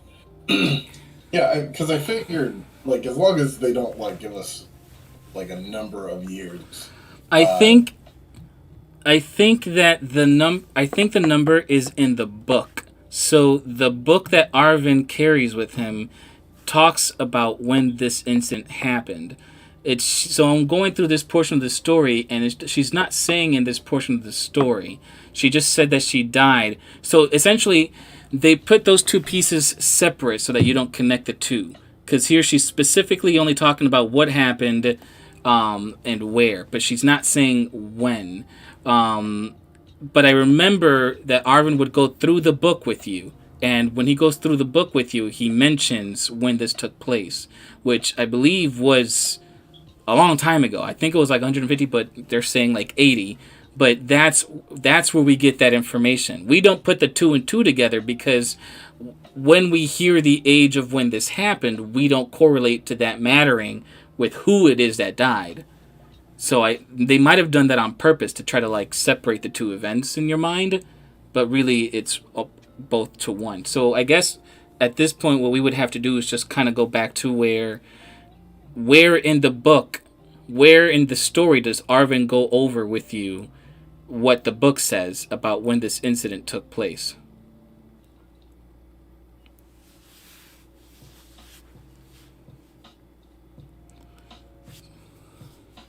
Because, like, otherwise, it is entirely possible that all the stuff that happened could have happened, like, very recently.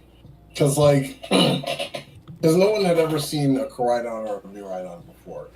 So, everyone kind of just assumes that it's like a weird special Cyclizar. Yeah. And with that, it kind of sort of means that, like, Koraidon escaped Area Zero, like, at the beginning of the game, like, recently. So it could have happened right before then.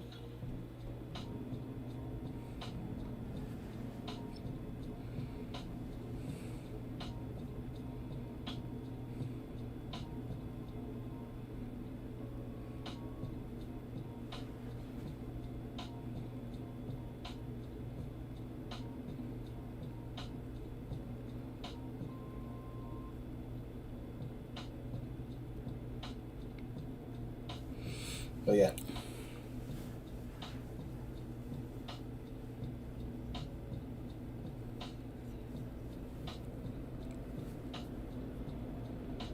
I'm glad I'm not the only one who feels like they missed something. Yeah.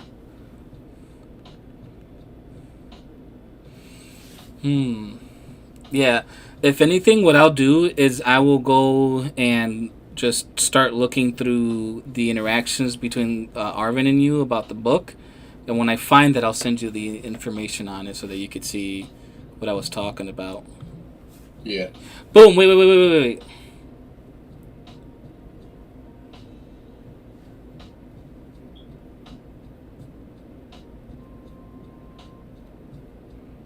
One second.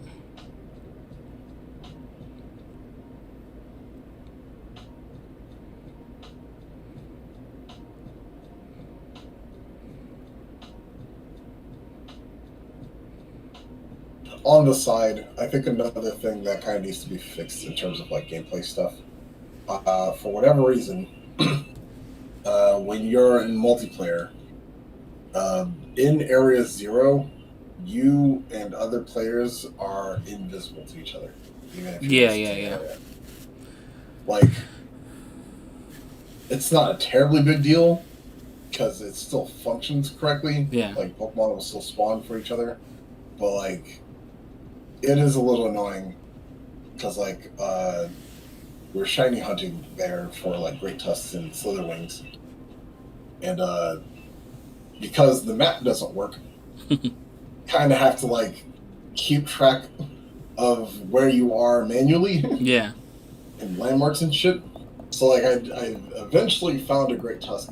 It was like, okay, I'm in the one cave, like in the intended route, like right in the entrance. You keep going and you turn left and it's right here. And that only didn't go wrong because he was already right behind me, but like it is annoying. Yeah, that happened to us too because you both see the same shiny, but you don't see each other. So if there's a shiny and you're trying to interact with it and you can't, it's probably because your friend's interacting with it instead. And you're like, why can't I catch this shiny? It's because someone else is catching it. And you have no idea because you can't see it. You just see him just standing there. So, yeah, that was something that was annoying. So hopefully they fix that.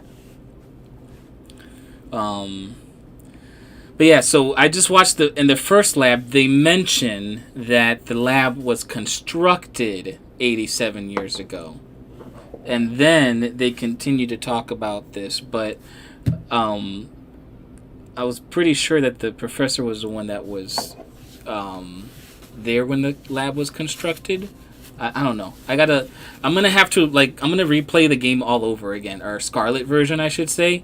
Then when I replay Scarlet, or play Scarlet for the first time, whatever, I'm going to pay much more attention to the story this time for those details, to see if they mention anything about those things. I'll take screenshots, I'll show it to you, so you know what I'm talking about.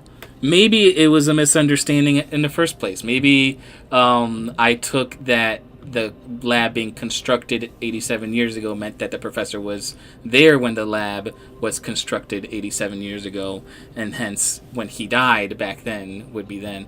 But I don't think it was the 87 that I'm talking about. Again, I was talking about the 150, but then that would put the events prior to the lab being created. So I don't know. Again, like I said, I have to replay it, pay much more attention to the story this time to see what part did I misunderstand, or if I did misunderstand. I think they say I also believe that Clavel used to be a researcher too. Who? The director Clavel. Oh yeah. I'm pretty sure they mentioned at some point that he was also a part of the research team, and he old. Yeah. Like not super old, but like, yeah. He's not young. Well, so, I know that he was the professor of the other professor. Like that was his student or something.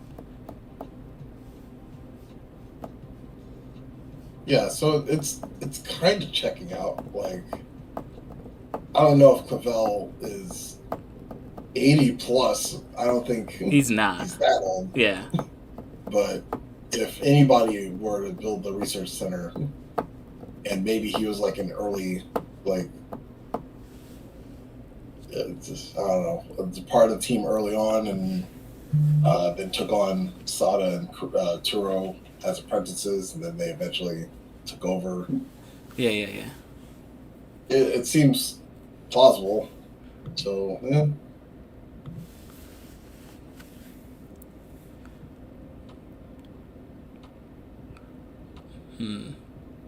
That's interesting. I got to look into that. I got to see exactly when what took place so that I know exactly what's going on. Cuz man, there's a lot. Yeah. So I'm going to replay the game when I by the time I finish, I should already be in Japan. I'll do a stream out there and I will go over my findings with you guys to let you know exactly what it is that it turned out to be. It could have been a misunderstanding, and I'll elaborate at that point. But if it's true, I'll also elaborate on that, let you guys know exactly what happened, and what I'm expecting from that going forward. Mike, I'll get you on that stream if I can, so we can kind of talk about that a little bit more. Yeah. Maybe by then there's some more updates on the game. We'll talk about that too. But I think we covered pretty much everything for now, right? Yeah. Pretty much. Final opinion. Like, this was an excellent step in the right direction. A nice surprise. Yeah. I kind of said that about Legends Arceus, where Yeah. it was a sign to come. And it was like, okay, these are good signs. Let's just hope that they keep going this direction. I'm just glad that they actually delivered. Yeah. Absolutely. Yeah, I agree. I think they did a really good job. But yeah, that's my analysis of the game, my opinions, expressions, whatever you want to call it. It was definitely a really good game, and I can't wait to play it again for the purposes of exploration without rushing to the end, and for clarification on the story, and yeah. So, but thank you so much for doing this stream with me. I really appreciate it. I think it was really fun. We got to discuss a lot of good things about this game. Hopefully we can do one again soon. Again, I'll try to do it when I'm in Japan with you guys, so that way we can talk a little bit more about it. This will be my last stream before I go out there. I go out there next weekend, I would say. So yeah. But yeah. Again, my name is Jose, aka Drakk, and this is Hakume Tenshi. Thank you so much for joining, and until next time, I'll see you guys. Peace. Peace out.